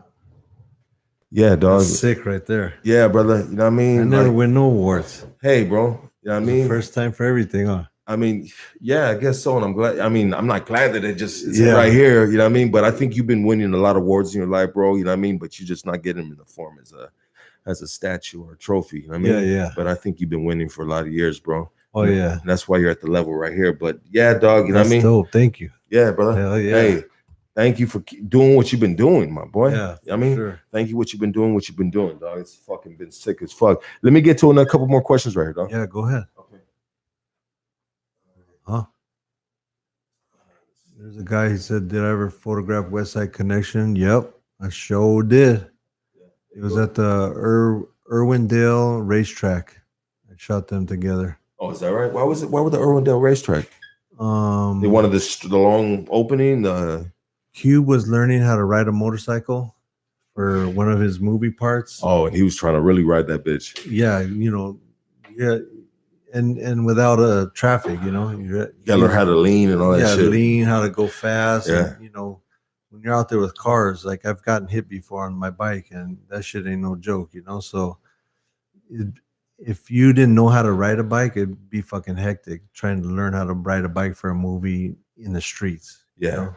It's way better to learn with a professional at a track where you could fucking even let loose. I wonder if that's Q paying for that, or is that the company paying it? The movie for sure. Oh, the movie for sure. Okay, yeah, cool. They don't want him to be on the back of a fucking tow truck, you know, with a fan blowing on him, you know? Yeah, you know, because I was thinking about it. Maybe if like a lower level type of dude was doing it, then he would do that to prepare himself. Yeah. You know what I mean? He paid out of his own pocket. You know what I mean? Yeah, I'm gonna go to the scene. They want to see if I can ride a motorcycle. Blah blah blah. You know what I mean? And I was But anyways, when you're at a lower level, you have to, you know, go above and beyond to, you know, get that part. But Q, you know, he gets a part just off of him, and then he wants to keep it authentic and real. So he, you know, he's kind of like you know, Tom Cruise does all his own stunts. Like that's an extra check. You get more money for that, and it looks better when it's really you being filmed than you're filming some guy that isn't you at the back of their head, you know. So it looks cooler. It's better for everybody. Do your own fucking stunts and shit. I've been doing my own stunts all my life. Dog. Me too. I mean, you know, like nobody's ever there to fill in for me, dog. You know what I mean? Yeah. I mean, that would be dope, dog. Can you imagine, dog? You know what I mean? You just fucking running the streets crazy, or you doing whatever you're doing crazy, dog. And right before you're about to do it, you're gonna see what you're gonna do and be like, you know what, homie, I'm gonna pick you to do this right now, dog. Get your ass in here. You know what I mean? Be my stunt man. Sure. Stunt man, dog. I don't like you very much, bro. I don't like the way you look. Come and fucking fall on your face right here, fool. You know what I mean? Hell yeah, dog. Hey, so check it out. This is a question from my girl, dog. Okay, my girl asked me. I was like, yeah, homie fucking tour manager for Cypress Hill for like 10 plus years, right? Yeah. That's correct, right? 11 years. 11 years, dog. You know what I mean? And she's like, what? He was a tour manager? Ooh. And I was like, yeah, you know what I mean? And she goes, damn, how did he deal with his family and through all those years? Because that was the first thing that came to her mind. Family. Like, how do you maintain that? Like, wife. You got a wife, right? Yeah, it was my girl, and then later on we got married. We got married 12 years into it. Okay, yeah. 10 years into our relationship, I proposed to her because I figured I'd been with other women or girls like for a couple years at a time. The most was like 2 years, but then I got like with my wife now, and when we hit 10 years, I was like, fuck, she's put up with me for 10 years, and I put up with her for 10 years. That's pretty strong right there, Yeah, that's a strong bond. So, maybe I should make that move. And I did the whole engagement thing, and then we waited 2 more years. I saved up money, and then we had the wedding. But we've been together coming up on 25 years. And congrats, my boy. Yeah, it's like everything else, hard work pays off. And if you apply yourself to your relationship, then it's gonna be better. Whereas if you can easily drift off, and get involved too much into work or too much into this, and you got to kind of like equally divide up your life and put as much attention to each thing for them to be successful. You can't put too much into your work and expect your family life to be good or your wife to be good. You got to balance it out. Damn, you just dropped some gems right there, my boy. Like real shit, dog. Like fucking. So you're saying while you're coming up, like don't soak up all the focus at 100% on your shit. Make sure you give her a little something for her creative or whatever that she's doing. That she's, what I mean, you're applying a certain amount of time to make sure she's kind of elevating as well. Yeah, like you got to, pump everybody up around you. Yeah. Like at first there was no wife or girlfriend, so it was all the homies pumping each other up. Yeah. Like you're the shit, do that. You're dope at this, do that. We back each other up and support each other, and encourage each other to do, more and better. But then, now you get a wife and you get kids, and you learn like, well, fuck, I don't want to have a fucked up kid, so I'm going to teach them, clean your room, be respectful, go to school. You tell them all the same thing, and they all turn out different somehow, some way. Yeah. But you try to, make the best, lead them in the right direction. Best little person you can, Yeah, for sure. And the same with your wife, and the same, with your friends, same with your company, same with your talent. You got to balance it all out and, do it all the same. So, it's a trip, dog, is, you seem like, from years of experience, dog, it seems like you've held this type of good head on your shoulders for a long time, bro. Yeah. Like, you've seen things a little more clearer than the average homie on the streets. Yeah, well, I do a lot of observing. I watch a lot of people. I watch people that go up and come down. And I watch people that go up and they stay there. And I watch people that are successful, pretty much. Because you could see plenty of people fucking up, but there's fewer people succeeding. So I've watched them throughout my life and learned about. I just watch and learn. Yeah. Most people, they don't learn shit from nobody. They think they know it all. They're unteachable. Can't teach an old dog new tricks, this, that, and the other. But it's not true. You could tell somebody, oh, you can't teach an old dog new tricks. Well, I'm eating completely different than I ever was. I'm taking, my health into, consideration more than ever now. So, and now I'm the oldest that I've been. So I'm teaching myself new tricks, So that's kind of, I think, what's been the positive thing for me in my life and my career is that I accepted, learning from other people and watching them and Teachable. yeah, being teachable. Exactly. Teachable, dog. Man. You know what? I was when you're talking about yourself, I kind of reflect about myself. You know what I mean? And I mean, I want to say I was teachable. Yeah, maybe I didn't have the right shit sometimes, flowing through, maybe the right people around, or maybe I don't know, dog. It's just, I always reflect shit upon myself, dog. I mean, I want to say I'm teachable because then I'll be saying I was a little bit smarter, you know what I mean? But yeah, damn, I might have not been teachable, dog. You know what I mean? Because my son right now, dog, I got a 19-year-old son. That motherfucker's not teachable, homie. Yeah. Yeah, I mean, he giving me a problem, dog. I mean, yeah, dad, yeah, I know, yeah, I know. Yeah, I mean, I know. It's like, how do you know so much when you haven't been nowhere to learn all that shit, I'm like, fool, I'm trying to put you up on game, dog. Right. I said, I swear to God, I'm not trying to lead you in the wrong direction. I'm trying to put you up on game.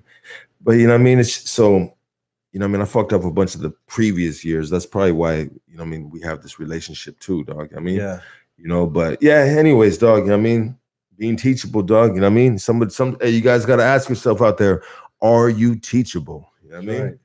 Exactly. Yeah, dog. So throughout the time touring and everything like that, dog, you just make sure you spread it out, you know what I mean, as much as you can, dog, to make sure that different areas were good in your life. I had to try to balance my life, but I was rolling with one of the biggest groups in the world at that time, and I was the person that was looking out for them. The whole band. Yeah. So trying to balance all my shit on my side was hard, because my main focus Your job is these guys. Yeah. And making sure that they get everything that they needed to do done. Yeah. It wasn't really about me. It was about your job. Right. It was about my job, and I had to do that shit, and that's how I took care of my family. So I had to put that, on a pedestal because that was giving me a better lifestyle than I had before. Hey, check it out, dog. When you guys were out on tour and shit, dog, you know what I mean? I don't know if you can give a name or not, dog, but I'm gonna ask you the question anyways, dog. You know what I mean? Who fucked the most fucking females, dog, out the whole fucking crew, dog? Yeah, I probably couldn't give a name, but you'd be like, "Oh, you put me on blast, bro. What the fuck, dog?" But I bet I figured that, my boy. Yeah, it was. I mean, but I bet it was just madness back then, bro. You know what I mean? It was like crazy. You guys, the Cypress, you know what I mean? You guys were you guys getting that fucking, you know what I mean? Yeah, there was like, the 80s was the time when like the groupie came alive, when with all those heavy metal bands. Yeah. So when we came out is in the 90s, and it kind of just like flowed into that, like a big ass wave. Yeah, I was like out of that, into the hip hop thing, and then it became like it became its own thing. Yeah. Like the Hoochies and the Hood Rats and all that kind of shit that came from the hip hop world. Like I see now on Instagram, these girls like fucking taking a cucumber like this and shoving it down their throat and shit at like music videos and stuff like that. Like on the sidelines, I'm like, what the fuck is what is this shit? That shit blows me away, that's what it's gotten to. That's what it's turned into. But there was you're young and you're doing great music and you're going to all these places and people are like, they want to kick it with you. What are you going to do? You're like in a place where you don't know nobody. You're like, yeah, fuck it. Let's roll. Yeah. And even sometimes like I would go to different cities and people are like, hey, you're from you roll with Cypress Hill. You guys are from the hood in LA. You should come check out our hood. And I would roll and go check it out, Oh, you were that one? Yeah, I would go with them, I wanted to see, what was going on and kind of they would do it to test to see if you were down enough to go. Yeah, yeah. They go, hey, you should come to our hood. When do you leave? I go, tomorrow. They go, you should come to our hood. Come tonight. Let's roll. Yeah. Say Let's no go. more. Yeah, let's go check it out. And you trip out on the similarities of, back home. Yeah. Everywhere in the world, you trip out on different things in the hoods in different parts of the world. You're crazy. Like, fuck, man, this shit is like, that shit is like back home, except they don't have this and they have that, Yeah. Like you go into some hoods in Brazil and you see fools walking in the street with an AK-47. Yeah. Barefooted with just shorts on, with no shirt, no shoes, no nothing, just rolling with like a bathing suit or some fucking shorts with an AK, and you're like, God damn, this is the real shit right here, Like it don't get no sicker than this, Damn. And I went to Afghanistan. It was like a live war zone, and you just see like I never seen so many people walking in the streets with guns when I was there. That's fucking crazy, dog. And they weren't like Americans. They were just like, rolling around. Like I think they were like military police or some type of shit, but I never seen so many fucking like AKs in the streets. Yeah, it's like, why do you need a fucking AK, bro? You know what I mean? Yeah. Well, it's just a thing like to put you, like in your place. Like, you want to act up, we got something for you. That's crazy. Not even a little handgun or something like that. They motherfuckers had the AK, dog. Right. I mean, just like nothing. Everywhere. Like, I mean, they're about their business, dog. Yeah, they weren't playing. It's a war zone, so you gotta expect some shit like that. But when you see people walking in the streets with weapons and they're not hiding it, you're like, oh, okay. That's a fucking problem. It is or it isn't, here you see that, you see fucking little Timmy walking around with the AK-47 with his glasses on with a trench coat walking in the mall. That's a problem. Serious problem. But when you see it in other countries, it's just the norm, right? Yeah, and they're just kicking it right there. You're like, oh, okay, cool. That's how everybody's, that's how everybody's rolling over here. Yeah, no, for sure, dog. I mean, like, yeah, if that's what you're used to, bro. You know what I mean? For the people that live there. But then, I mean, like, when you go into those countries and shit, I guess you kind of expect that, dog, just from the news and shit, dog. Like, I wouldn't be all shocked and shit, homie. I'd just be like, damn. Just like them little news feeds we be seeing and shit, dog. I mean, this shit is real out here. You know what I mean? Yeah. I mean, because the news, they'll put any country in the worst fucking look sometimes, dog, that can possibly be. And then you go out there and who knows, maybe it's fucking beautiful and shit, dog. I mean, a good part of the area or something. I don't know, dog. But that's crazy, my boy. You know what I mean? That's fucking, yeah, bro. Let me see. Let me get through here real quick, dog. I mean, I had another one. That's what I wanted to ask you about, the Kim Kardashian. How was it when you took a picture of her, dog? Oh, that was for Famous Stars and Strap, Travis Barker's clothing line. And he was like, hey, homie, I want you to do this, do our season's catalog with Kim Kardashian. And at that time, she had been out of the Ray J thing for like a couple years, maybe. And I don't know. I don't think she was with Reggie Bush yet. Was she cool? Did you talk to her? Yeah, she's super cool. Yeah. Back then, yeah, she was nice, and like we just shot through I think it was like the Famous Stars and Strap bikini drop. So I shot her in bikinis all day. So it was hard, but somebody got to do it. Oh shit. Hey, somebody got to do it, man.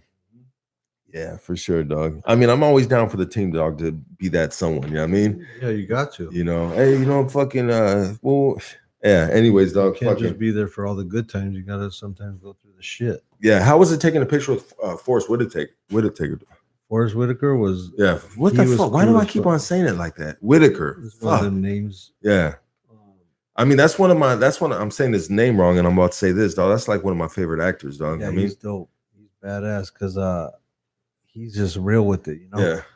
But I did those photos for a magazine, and it was only went for like a couple months, couple issues, and then it folded. But we shot that in downtown at Shepherd Ferry. he rented out his studio for a photo shoot, and we shot it there. He was cool as fuck. He just like he had lost a bunch of weight, and he was like on a new mode, and He was feeling good. yeah, he fucking bicked his head, and he ended up using the photos that I did for his like acting photo. Oh, is that right? Oh, that's tight. It was, you know, cool feeling, you know. And how did you know that? Are you aware of that when it comes to pictures? No, somebody told me. Oh, is that right? Oh, Yeah, shit. it's not like they're selling it. He's just like, Yeah, you it's know, a Forrest Whitaker portfolio picture. Yeah, just like Yeah. here's his headshot. You know, like they don't really need it at that level. Yeah. But it's an industry standard type thing. Yeah, no, for sure. I mean, when I got out the pen last time, bro, I was like, all right, fuck it, I'm gonna make some money. Fuck it. I've talked about this on this podcast before, so I'll keep it short, dog. But anyways, I did the fucking I got into the little acting thing, dog. You know what I mean? And fucking where was I going with that, dog? Oh, I had some pictures off a cell phone, dog. That was my motherfucking whoop-de-whoop whoop. You know what I mean? Yeah. Here's a profile picture, homie. You know what I mean? This is me at the liquor store. You know what I mean? Fucking just selfie or some stupid shit, dog. Yeah. You know what I mean? They were like, damn, this is the fucking motherfucker. He ain't got no fucking professional pictures. They probably talking shit, dog. Yeah, they do. Yeah. That's the game. Yeah, like look at this fool. This fool showed up with cell phone pictures, dog. Damn. I just thought about how unprofessional that shit sounds. Especially if you're trying to have someone try to take you serious and shit, dog. You know what I mean? But you're not knowing, you know, you're brand new to the game, so it's like you just do what you think, you know. Yeah, they're gonna love this right here. Yeah, I mean they like you can tell when somebody's coming like that, you know, and they're new at something, and you're like, and if you know about it, then you're kind of like, you know, hey, I'm not gonna judge a fool. He's brand new, you know, like like. For me, I'd rather help the dude out, like, and say, "Hey, homie, you know, you should have a real picture. You know, you shouldn't roll up in with a phone shot." And then the next question is, "Well, would you do it?" And then I'm like, "Fuck, I'm gonna open my fucking mouth," you know? Yeah. But then you're like, "Yeah, let's do it. You know, let's knock it out." Yeah. It ain't much, you know. It ain't really that big of a deal, you know. Just bust the camera out and take a couple shots. Yeah, like, call it good. But I did that for maybe like 100 homies that were getting into the acting thing. Yeah. I did all their photo shoots for them, you know, so that they could come into it the right way, you know. That's tight. I wanted to put them on the same level as everybody else. Hey, dog. You know what I mean? Like, I didn't know that shit, dog, and that's a dope bit of information to put out there, dog. So just your love for the culture, your love for your city, homie. You know what I mean? Yeah. Homies come hit you up, big dog. You know what I mean? A lot of them probably straight out the pen, homie, or you know what I mean? They're just, you know what I mean? Street foods, dog. You know what I mean? And you just like, don't worry, dog. I got you, homie. Yeah, we had a lot of like I had a lot of opportunities where I could get people like different kinds of jobs and shit like that, and you know, a lot of fools were coming out, and we, you know, hook them up with some clothes or try to hook them up with some work, or, you know, some type of shit, something positive, you know, so they give them some hope. Yeah, because, you know, I mean, I never been busted before, so I don't know what it's like to come out to nothing. Yeah, not having nothing but a fucking plastic bag full of your, you know, possessions, and being thrown out into the world like fucking 10 years later, and everything has changed, you know. Like I can only imagine what it's like for these dudes getting out and they'd never seen a cell phone, or like when they got busted there was pagers or some shit like that, you know, or nothing, and they get out and they get a fucking, this is a computer, you know, you're walking around with a computer in your pocket. You could do everything. You could check the weather, you could check the news, you could do your banking, you could take photos, you could do everything on this fucking thing. And that must be like overwhelming for somebody, you know, and frustrating to try to learn this shit when, you know, coming out of a situation like that. Yeah, because if we think about it, for us to, you know what I mean, if they'd have been able to be out here in these years, dog, with a cell phone and shit, dog, you know what I mean? If you think about it, it took us, we've been learning this fucking cell phone thing for fucking a lot of years already. Yeah. You know what I mean? So yeah, someone to come out, they never, you know, like from the pager days to these days, dog. Yeah, I can see that being overwhelming, dog. Yeah, and it takes time to, you know, I still can't fuck with the phone all the way. And now I got the shit in my hand every day. Yeah. And there's still shit that I'm like, how the fuck do you do this shit, you know? Like I get and I just get to the point where I'm like, man, fuck it. And I just don't fuck with it, you know? Yeah. I just won't do that what I wanted to do. And it's, you know, part of being like hard headed, and it's part of being, not wanting to fuck with that shit. Yeah, no, for sure, dog. I mean, it's a new time. Watch it's a new kids; era. they're fucking off the chain with it. They're like going through the phone like nothing. I mean, I got a 3 and a 4-year-old, bro. You know what I mean? And they fucking grab my phone, dog, and they know where they need to go with it, dog. Yeah. They click on that shit, homie. They swipe, they press play, they go to a different video, like YouTube, dog. Like that's my number one babysitter right there, bro. Yeah, for You know sure. what I mean? When these kids are acting crazy and shit, I got 2 girls, dog, back to back, bro. You know what I mean? And they drive me crazy, dog. You know what I mean? They're real rambunctious, dog. You know what I mean? And they like to have a good time. They're loud like their daddy. They got attitude like their daddy. You know what I mean? Yeah. They're just fuck, dog. Everything you'd want a boy to be, dog. They got the traits, dog. You know what I mean? Yeah. But anyways, when we were raising our kids, we had the VHSs with like Barney and shit. We had to go to the store and buy a VHS of Elmo, a VHS of Barney. Yeah. And that shit's like prehistoric now, Fucking Warehouse.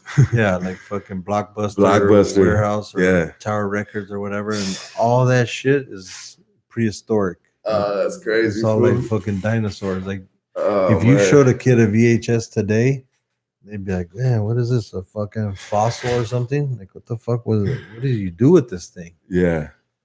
Isn't that crazy? But that's that's how we'd roll. We'd only have those things like when we're at home. Now you can roll around with a kid and put fucking Barney or whatever on your phone and be like, "Here, shut the fuck up." Yeah. Watch your shows. They shut the fuck up but too. Back then it was like, in the cars they'd start fighting, they get bored and start fighting, or fucking food spill, or it'd be all bad. And now you just your little computer, watch this, and they just chill. Back then you had to deal with that shit, dog. You had to hear like fucking kids screaming, you're looking back and like, "Hey, shut the fuck up," or whatever, and then you look forward and the car stopped in front of you. Yeah. Like, whoa, fuck, dog. That's the worst, bro. I mean, yeah, dog.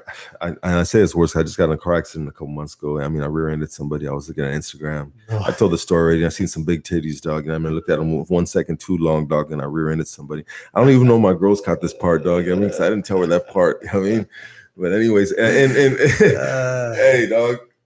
Shit happens, bro. You know what I mean? It's LA, the traffic, and speeds up and slows down sometimes, dog. I just looked at a picture a split second a little too long, dog. It doesn't make me a bad person. No, hell no. Yeah, you just pay the price with the crash. That's enough, though. You don't need to go through it with any. Get in fights with your old lady. You already paid the price. Yeah, exactly. You already got in the accident. Yeah, no, for sure, dog. I mean, this back to this just fucking this era, dog. I mean, the fucking YouTubes and the cell phones, dog. You know what I mean? It's fucking crazy, dog. You know what I mean? But so moving forward, big dog, what's your plan, brother? My plan is to get on that, like you said earlier, I got to get on the books, get these photos, out there, because I'm basically right now they're just for me. I'm just hoarding them all at my spot. They're just in file cabinets. Fucking hoarder. Yeah, I just want to put them out there and let let them express themselves. Free them. How hard is it going through them pictures and trying to find the right pictures for how many pages of this? This is 248. 248 pages, dog. I mean, that's a good chunk of pictures, dog. Yeah. You can really go hard on that shit, dog. But this is like, a small like sample of my work. Exactly, dog. So go back on that note. 200. That's right. And you said the other day on a podcast or interview that you had 500,000 of pictures. Yeah. Yeah. So back to let me finish my question, dog. Thank you for correcting me on that, dog. How hard is it, dog, to fucking pick out pictures? 248 out of fucking hundreds of thousands of pictures. It takes months, like 6 months maybe to go through it all, because like I said, you have to balance it out, and you're not getting paid for this right away. And so this is work, but you're just not going to get paid until you start selling them. So you figure it takes a couple months to print it, design it, and go through all the pictures and all that shit. So it's like a good year, I'd say.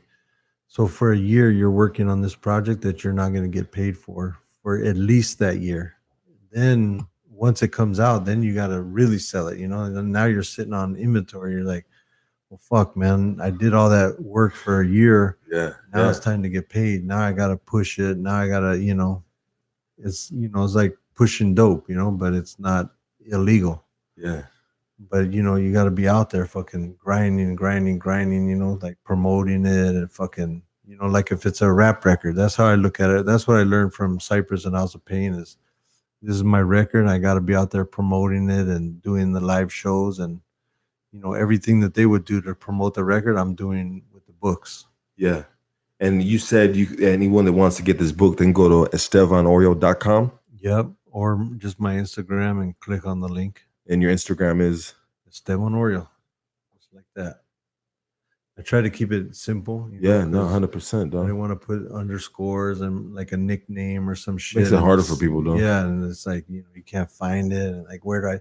People still ask me if I were to post the cover of the book and go, hey, check out my book. It's the new shit. Click the link in the bio, and go copy yourself a copy. They'll be like, where can I find the book? I'm like, motherfucker, you didn't read the post. It's only one sentence long, and it says click the link in the bio.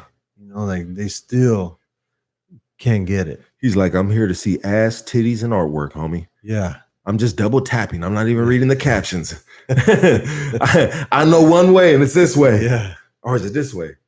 Fuck, which way's down? Anyways, who gives a fuck, dog? Yeah. Yeah. And I mean, yeah, dog. I mean, some people are just, but fuck yeah, dog. This is a fucking that's dope, dog. You pushing it like a CD. Cypress Hill's days taught you, dog, to fucking push it.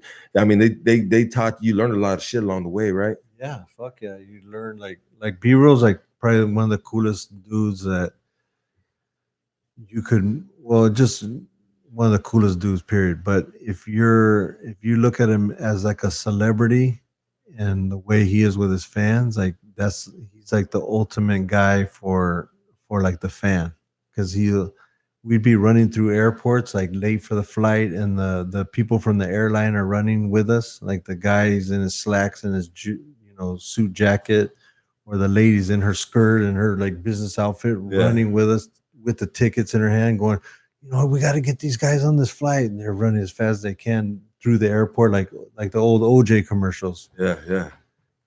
A kid will go like and be like, CB, but it can't even say like, hey, there's Cypress Hill, and he'll stop and sign the shit, and we keep running. Yeah. And like I saw that shit, and I'd see how the people would react to it, and I was like, man, that made that motherfucker's day, and that's why they had as many supporters as they did throughout all these years. Like you could fuck up one thing and there goes 10 of your fans right there. Like you could, like I was at a thing the other day, and this guy was like, hey, can you like I was talking to somebody already, and he came up through the side and was like, hey, how can I get one of your books? I go, yeah, I got them right here. Oh, well, do you have a credit card thing? Yeah, hold on, the dude's coming right now, because my boy went to the bathroom to take a piss. Yeah. And he had the fucking little swiper on his phone. Chip, yeah. So as he's walking back from the thing, and I was talking to the person I was talking to already, this dude felt like he wasn't getting no attention, and my boy wasn't moving fast enough for him to swipe his card, and he walked away. Yeah. And I was thinking, like, I was talking to the guy. I didn't want to be disrespectful to the person I was talking to, so I was, looking them in the eye, getting, one-on-one, going with them. Yeah, conversation. And I seen the dude walking behind the person I was talking to. I was like, oh, there goes homeboy right now. So he's jamming before he got the book. Yeah. So he must be mad. Yeah. He must have been like, man, fuck this, and took off. Yeah. So I was like, damn, that happened in seconds. Yeah. And I was like, man, that's, fucking a couple seconds that you didn't give this fool attention. And he's like, fuck him. But that's how fast and how easy it could go against you. So you got to kind of be like cool with everybody, like, but not over the top. You don't want to be like, yeah, have motherfuckers, doing backflips, yeah, for you. But you got to give a certain amount of attention if you're going to be that dude. Yeah. Yeah. And you want to keep a good rapport amongst the people, because like you said, one person, like that one person, you lost $100 out on that fucking sale, dog. Right. And he lost out on a fucking good ass fucking book, homie. You know what I mean? But then he probably went to tell his boys, like, Yeah, I went to fucking get a thing from Estevan, and I had like he didn't get it for me fast enough. I boned out. That'd be Like, them little bitch shit if that fool said some shit like that, dog. I people mean, do shit like that though, you know, So it's like if you you ask could me, dog. lose. No, I get it, dog. Like if they're just telling their side of the story, you'll be like, damn, my boy met him at a car show and he was acting all stuck up and didn't fuck with him, Yeah, no, I hear you. Like it could go bad for you like fast. I mean, the fucking was it a homie? Was it in LA? Kind of like a square guy, yeah. LA, yeah. I don't know. It's just, Just I mean, like different people. I mean, sometimes I hate to profile the motherfucker or say, hey, what kind of home person was it? You know what I mean? But I mean, I guess I can understand with some homies sometimes, and then I mean, I wouldn't understand a situation like that. But anyway, some people are just made differently, dog. I mean, attention spans nowadays is crazy too, bro. You know what I mean? Like as soon as you see this, oh shit, I need this shit right now. You know what I mean? Yeah. And he was able to swipe his shit, and then it just died down, dog. You know what I mean? So it was just like the high's over with. Yeah. You know what I mean? That's why I think that's got a lot to do with just fucking social media and shit, dog. You know what I mean? How it can bring you down to pick you up, dog, just on what's in front of your face, dog. You know what I mean? Yeah. You know? You know, that's how it happens out there, So I learned like from watching the Cypress guys, they were always so cool with everybody. And that's why I think they had such a strong fan base or support group. Yeah. Because they were so cool with everybody. And, like on top of the talent, what else do you have after that? It's just you. So it's how you treat people. That's how you get in return. So what advice would you give somebody, brother, that was getting into like the industry and shit? If it was a, photographer, rapper, you know what I mean? Is there a particular, let's say rappers, bro, you know what I mean? Right. Is there a particular, like, that's kind of like, the blueprint of how a motherfucker should be, huh? You know what I mean? Because be humble, be original, and be be authentic, and be the first one awake and the last one to go to sleep. Yeah, fucking grind your ass off, because work. It's a cold world out there, and there's people that'll fill your spot in seconds. What do you think about this, dog? What do you think about if you're a fucking rapper, you're an upcoming rapper, you put your shit out for a fucking year and you're still, you're putting it through Instagram and the platforms that we have, bro, and it still hasn't hit in a year. Do you think there should be a time frame, dog, when it's like, bro, you know what I mean? Because nowadays, like back in the day, fools, it would take fools longer to get noticed, dog, because there wasn't the fucking internet and shit, dog. You know what I mean? Easy. Yeah, but now you can put yourself out there, dog, and you can get a reaction, dog. You know what I mean? Like, do you think there should be like a time frame, like, bro, like you need to give that shit up already, or you know what I mean? Or some people say, oh, it's your passion, keep it going forever. But these dudes are really putting fucking real energy into, you know what I mean, and money in that shit. Yeah, I would say a couple years, to try to perfect your craft, and because obviously you can't. I mean, I would wait a little bit to put my shit out there anyways, before you would, yeah, I wouldn't just start putting out the first thing that I did, like my first freestyle or the first song I wrote, but it's so easy to do it nowadays, so it's like motherfuckers do that shit. Yeah, I would be more selective of what I put out there at the beginning, because then people they see that shit and it's stuck on there. Yeah. So you should come with your shit already tight a little bit. Yeah, for sure. Before you just put some bullshit out there and kind of like fuck your name up a little bit. Yeah, because everything's so watered down and so saturated, and it's just like, fuck, man. I see so much shit. I'm like, God damn. What was this motherfucker thinking, putting this photo up or rapping this song or wearing those clothes? Like, that fool thought about that shit and still put it up. I trip out on that kind because of shit. You an old school trendsetter, dog. I mean, you're part of the culture, dog, and part of, a circle of people that were setting trends, dog. You know what I mean? So you know what, you know what I mean? Yeah. No, and I get it too, dog. I mean, and sometimes I see these fools, dog, and I'm just like, damn, bro. I mean, what the fuck you wearing, dog? Or you know what I mean? Or but Fashion over for men. Yeah, real shit. Fashion over for men, homie. You know what I mean? But no, it's just a different world, dog, and you just an old school cat, dog. You know what I mean? And so it's just like, you know what I mean? It is what it is, dog. It's this new generation, and that, to be honest with you, dog, I may not have to like something, but I respect it, dog. You know what I mean? Yeah, you have to. Yeah. Otherwise, you'll be out of the loop and it's over. Yeah, and once you're out the loop, dog, you know what I mean? It's a wrap. It's a wrap, homie. You got to get back in it, So it's like save yourself from all that drama and just, you know, Save your energy. yeah, respect it from the gate. Yeah, stop talking. Stop. I mean, I guess I've been that dude before, dog. I mean, talk shit about new rap or this Yeah, or you that. have Or, you know to. what I mean? You Part know, of, yeah. part of the it's part of it, you know. Yeah, I've been that dude, but I mean, I try to be a little more diplomatic these days, dog. You know what I Me mean? too. You know, and I try to be like, you know what, dog? I can feel that. All right. I Yeah. see what you're trying to do with it. Yeah, Or I see yeah. what you're doing with it, dog. That shit's gotta, I mean, like the lyrics ain't like, I won't say this, but sometimes the lyrics won't be the you know, up to par of what I like, dog. You know what I Yeah. mean? But these dudes are just catching vibes now, dog. Yeah. It's vibe music, bro. Yeah, You know what I mean? for sure. Like I listen to old school, like classic rock, and you think of like Black Sabbath or Led Zeppelin or those kind of groups, or like a Jimi Hendrix. Yeah.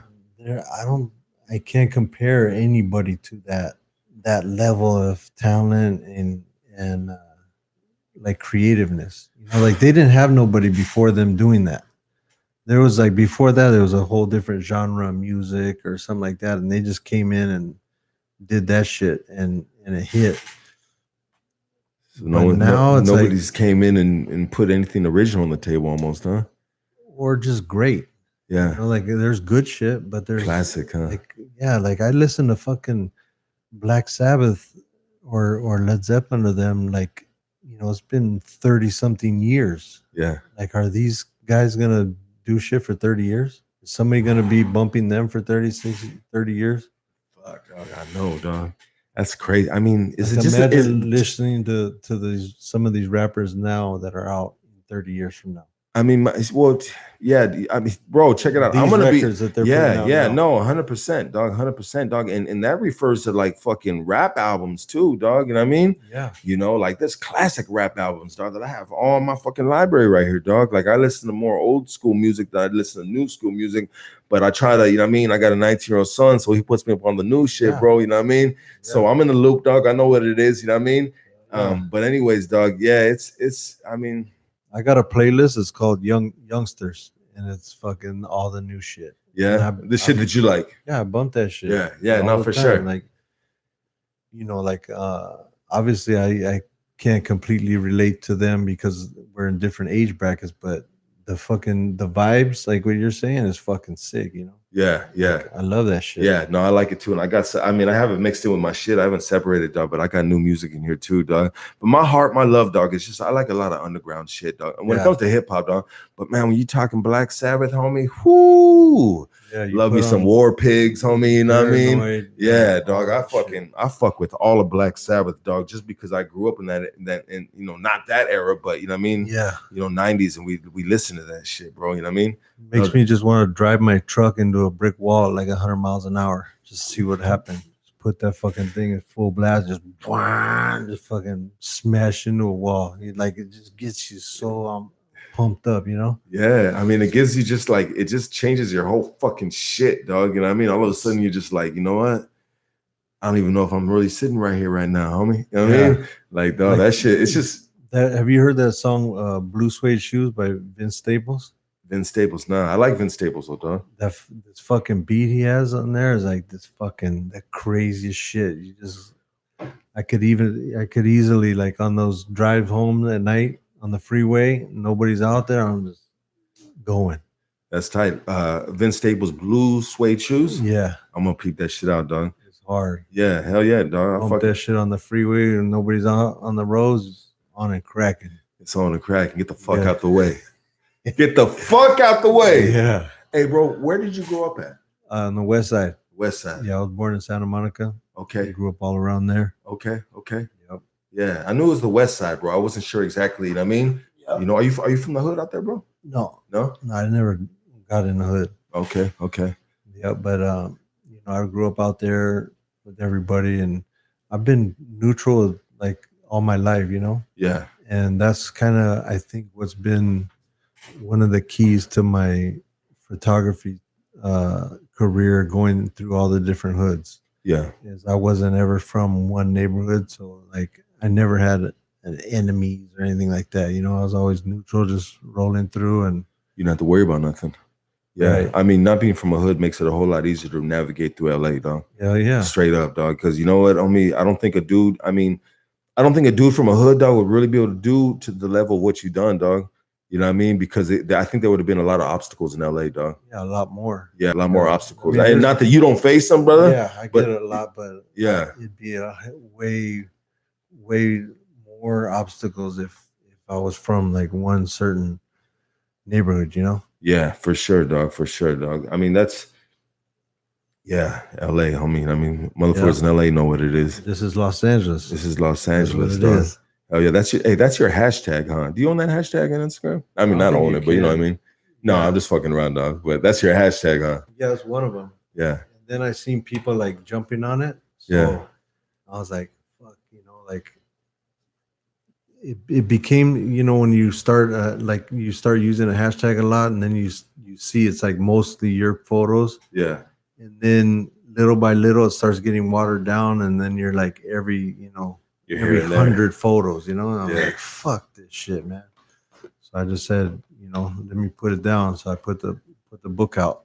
You let them know. This is Los Angeles, yeah. You let them know. Yeah, this is, you know, this is what I wave the flag all over the world. Yeah. You know, LA. And it's been good. How is it traveling the world, big dog, being a bald-headed Mexican dog, you know what I mean? You know, you represent a certain stilo, which is, you know what I mean, the homie stilo, dog, you know what I mean? What's your reception that you get in different countries, dog? Is it embraced, dog? They love you, like they trip on you? Yeah, pretty much embraced everywhere except like going through borders, like customs and stuff. Like it's you always got to be that dude, huh? Yeah, like I'm always getting pulled to the side, and you know, part of it was the groups I work with, you know. Yeah. Like, imagine you're with the rap group that promotes smoking weed. Yeah. All over the world, and it's illegal everywhere in the world. Yeah. So right away you're like, oh, you're with those guys. Okay, cool. Come to this room, please. And you go over there and they search all your shit, and you know, they don't find nothing, they let you go. But you know, there was that like you know, they had that on us everywhere we went. They ain't doing no cavity searches, are they? No. Yeah. I never got the rubber glove. Hey, divide your property with your shoes. Yeah. Bend over at the waist, grab your ass, and give me 3 good costs. Yeah. Yeah, I mean, I hate that shit, and I don't motherfucking.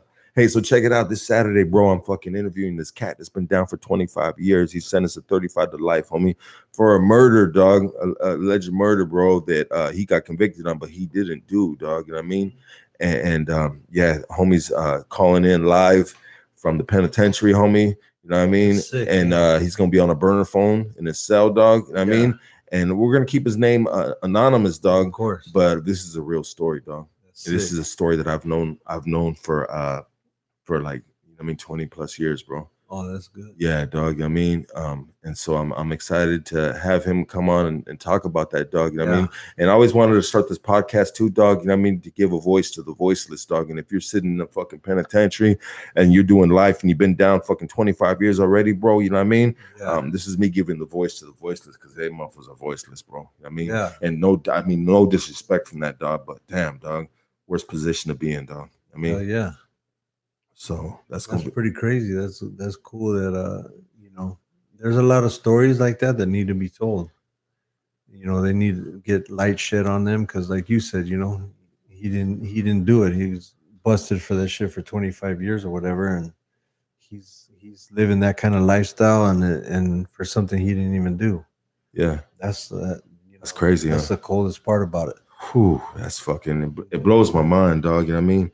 And he just got a family visit, dog, because they gave the family visits back to the lifers, dog. Yeah. In California Department of Corrections, dog. And he just got a family visit, bro, and it was his first time in 25 years, dog. You know what I mean? Of him feeling a female, bro. It's fucking, can't even believe that. I can't even imagine that. Way out. I mean, that shit just blows my fucking mind, dog. I mean, I know this dude, dog. I mean, and dog, it's just fucking, it's just a feeling that, bro, that's like, you don't have no words for that shit. Just like you right now, bro. You don't have no words for that, dog. Yeah, you hear that shit and it's like, bro, how do you respond to that shit, dog? Yeah, can't even imagine. Yeah, you know what I mean? So yeah, I'm gonna have him on, dog. You know what I mean? And that's gonna be dope, dog. You know what I mean? But you know, this platform, dog, is just to have the conversations, dog, and put in the universe. And I rather fucking rather do more cats like homies like you and homies like the homie that's coming Saturday, dog. You know what I mean? Than be having all these like cocky ass rappers and shit, dog. You know what I mean? Fools that are trying to act sometimes a little harder than what they might be, dog. You know what I mean? Like, I mean, I would hope that anyone that would come here, that, you know what I mean, you know, whatever, dog, they just feel comfortable, dog. You know what I mean? They just be themselves, dog. You know what I mean? You feel me, dog? You know Yeah, what I mean? that's the only way you get the good ones out of it. Yeah, but I mean, I like these interviews, dog, and I mean, I want to have them with, I want to get a hooker on here, dog. That's an active hooker, dog, and she's fucking sucking dick and fucking, dog, for fucking every day to live, dog. I mean, I want to have different people, bro. Yeah, you know what I mean, that'd be cool. You get like even like a coroner or something. Yeah, one of them dudes got to deal with like all that shit every day on a daily basis, you know? Yeah. Like dealing with someone that has do whatever they have to do to survive, and then someone that has to deal with everybody that didn't survive, you know, like the different contrasts of different kinds of people, you know? Yeah. I mean, the haves, the have-nots, the fucking, dog. I mean, so this is what's dope about this platform. And this is what I love about this, dog. You know what I mean? Because a lot of these cats I would never have a conversation with, dog. I mean, you know, and this is a part of you doing history right here, dog. This is a part of your history, brother. Yep. This will always be in YouTube, dog. This interview right here, dog. Exactly. This is a part of your history right here. This is when I was promoting. This is Los Angeles, you know what I mean? Right. You know, and so, dog, I just want to thank you, dog, so much, dog, for being here, brother. For sure, no problem. Thank you. Yeah, dog. And so, I mean, on the way out, dog, is there anything like you'd like to plug? You know what I mean? The book, social media platforms, whatever, brother. Yeah, just, you know, I wanted to just say thanks to everybody for supporting me, and you know, if you could be so kind, purchase the book. There's a lot of good shit in here. Just get a little sample for you guys that are watching this back home. We got Coco, Ice-T's lady. Yeah, that's it. We got Dr. Dre from the Up and Smoke tour. We got Snoop Dogg. This is the first shoot I ever did with Snoop. It was in 1998. Me and B were rolling that day, and I went to do a shoot on Snoop for Rap Pages magazine, and I brought him a box of Joker, just like, you know, hey homie, I got this for you. And he's like, hey, this is dope. Let me wear this shit. And he wore the Joker Eastsider sweatshirt for the photo shoot. We got Dre, Daz, Nate Dogg, rest in peace. We got Cypress live on stage. Bobo wearing the Joker, B wearing the tribal, taking a 6-footer. Taking the 6-footer. Got the Goody Mob. Damn, I love the Goody Mob. These are some of the like first coolest dudes I met in the industry. This is back when they did Who's That Creeping Out My Window? Yeah. Who's that creeping out my window? Yeah. Wow, you tell me now, something like that, dog. Yeah, they said the coolest motherfuckers as you can see, sporting the Joker. That's tight, dog. We got OG, Chaz Bajorquez. We even got the Retina. It's different shit like that, you know. Hell yeah. Let's look at some more, dog. Let's see what else you got right here. Oh, you want to see some more? Yeah, okay. Let's see some more, dog. We got another one. Nate Dogg, Snoop. Let me move my little trophy here. Oh shit! Broke the motherfucker. We got some new school here. We got ASAP, free ASAP. Is he free yet? I don't think so, dog.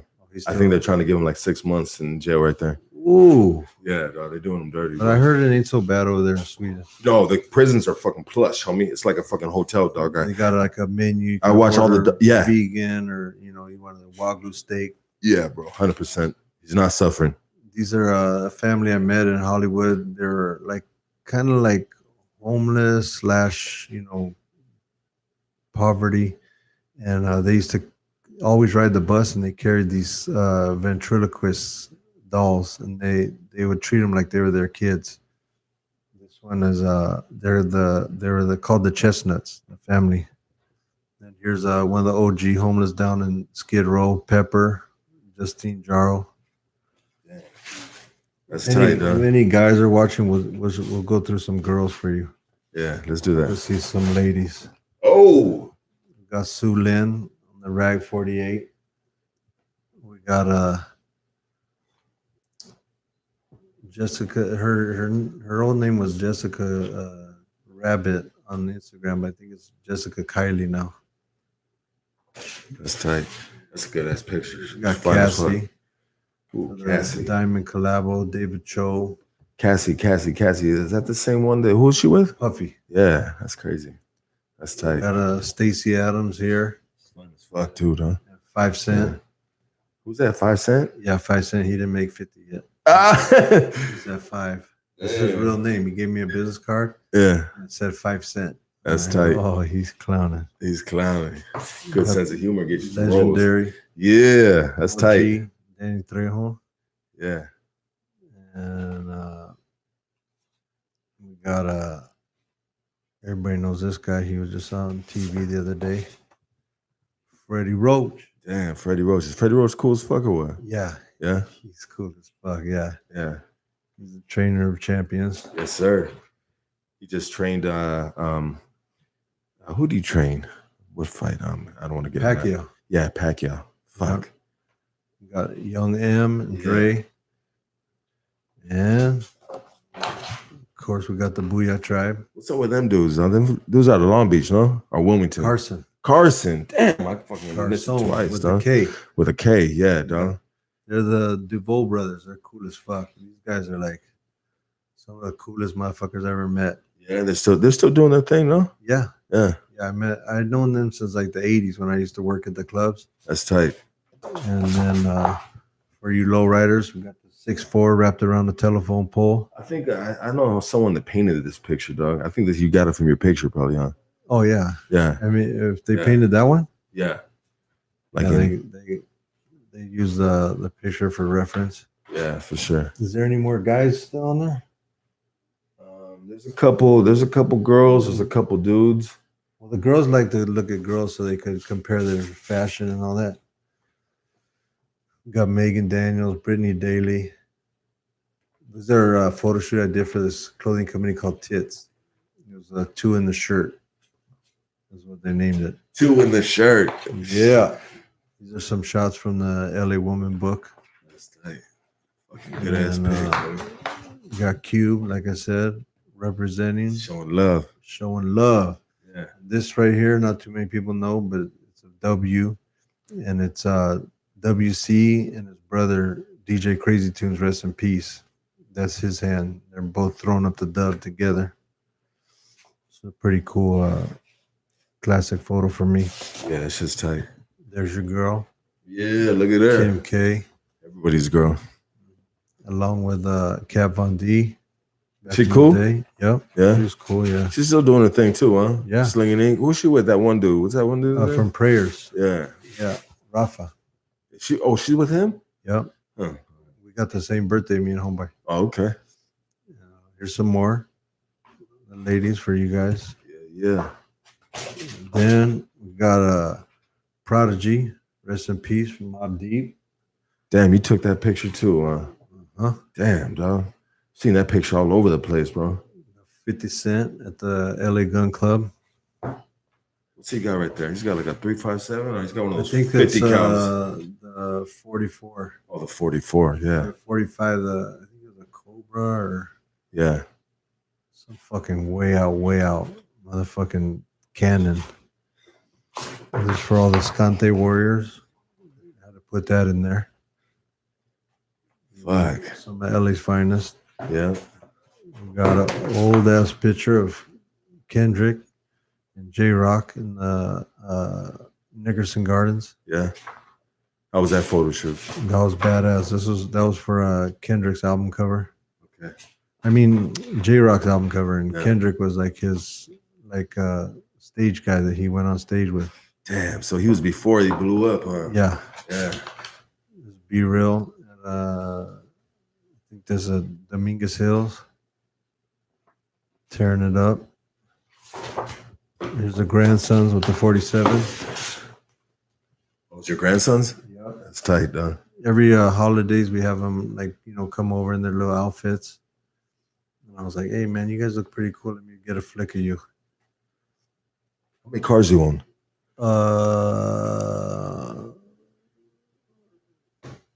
2, 4, 4, 6. Counting the wife's everyday car? Like just cars? Yeah. 7. 7 cars, huh? 7 cars and 2 bikes. But everyday cars, we have 2. Then we have a 64 that's almost ready to hit the street again. That's Blue Velvet. This 47. This one always works. Then I got 2 project cars that are just, if you saw them, you'd be like, man, tow these motherfuckers. Get them out of here. What do you got? What are you doing? Yeah, for sure. But you know, you have goals and dreams and you try to stick to that shit. Yeah, for sure. I'm gonna get to it one day. Yeah, it's a motherfucker, boy. Yeah. Shit.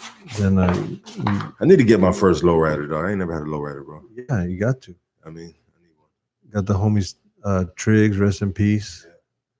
Yeah. Got the sick fuck right there. Got wifey, Joker for life. And let's see. Oh man. LA legend right here. Ladies and gentlemen, Art LeBeau. Damn, you got him too, huh? Yeah, I had to. That's tight. I had the fucking. They're like, hey, who do you want to shoot for this magazine? I go, Art LeBeau. Like, really? Yeah. Why? Because he's a shit. Like, Yeah. We grew up listening to that fool. I've been listening to him for 30 years, you know, like you know, that was the thing to do. Yeah, for sure, dog.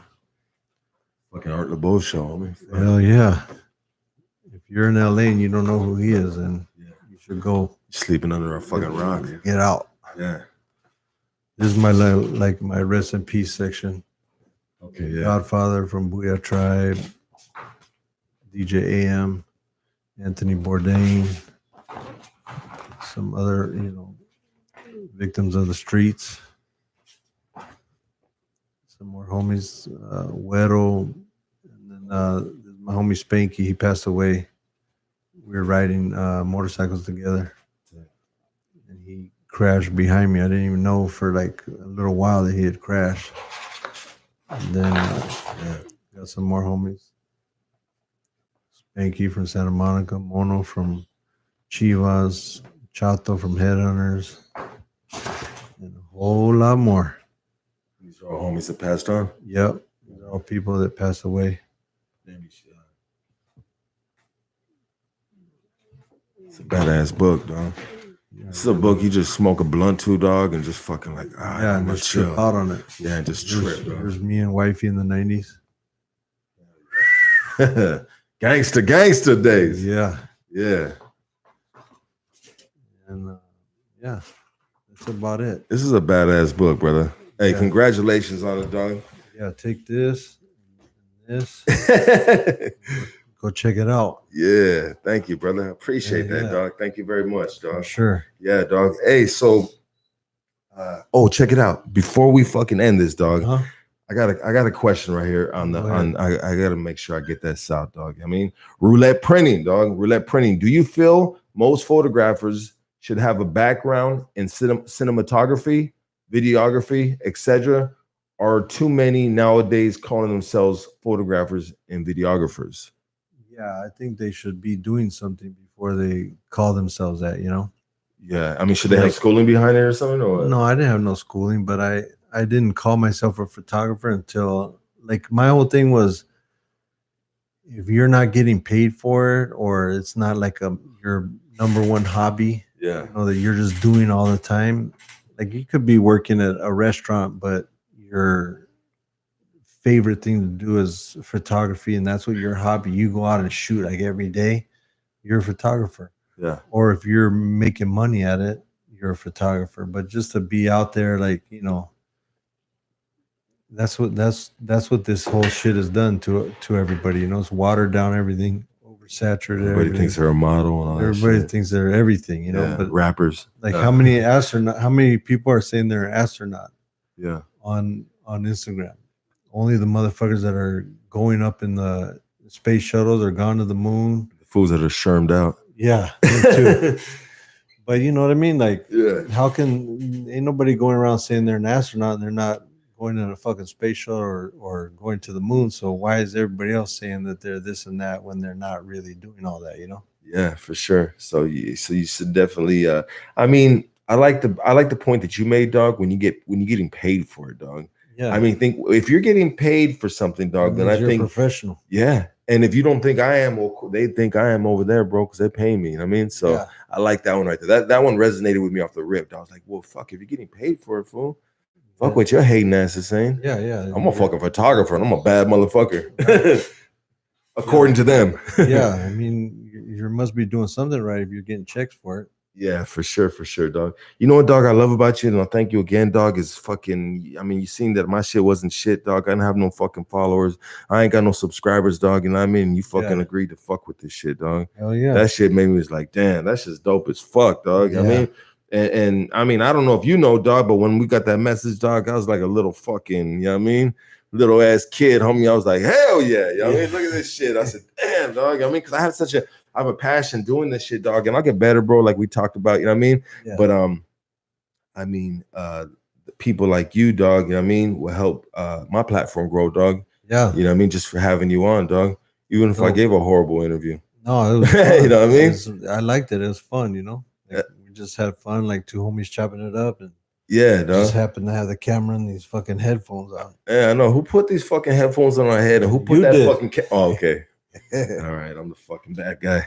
Hey, that though. Yes, sir. Woo woo. Yep. I haven't got a trophy or anything like awards since I was like maybe in junior high or younger. Like, I mean, I think the homies should celebrate each other, dog. There's too many fucking haters, bro. I fucking hate it, sure. Dog.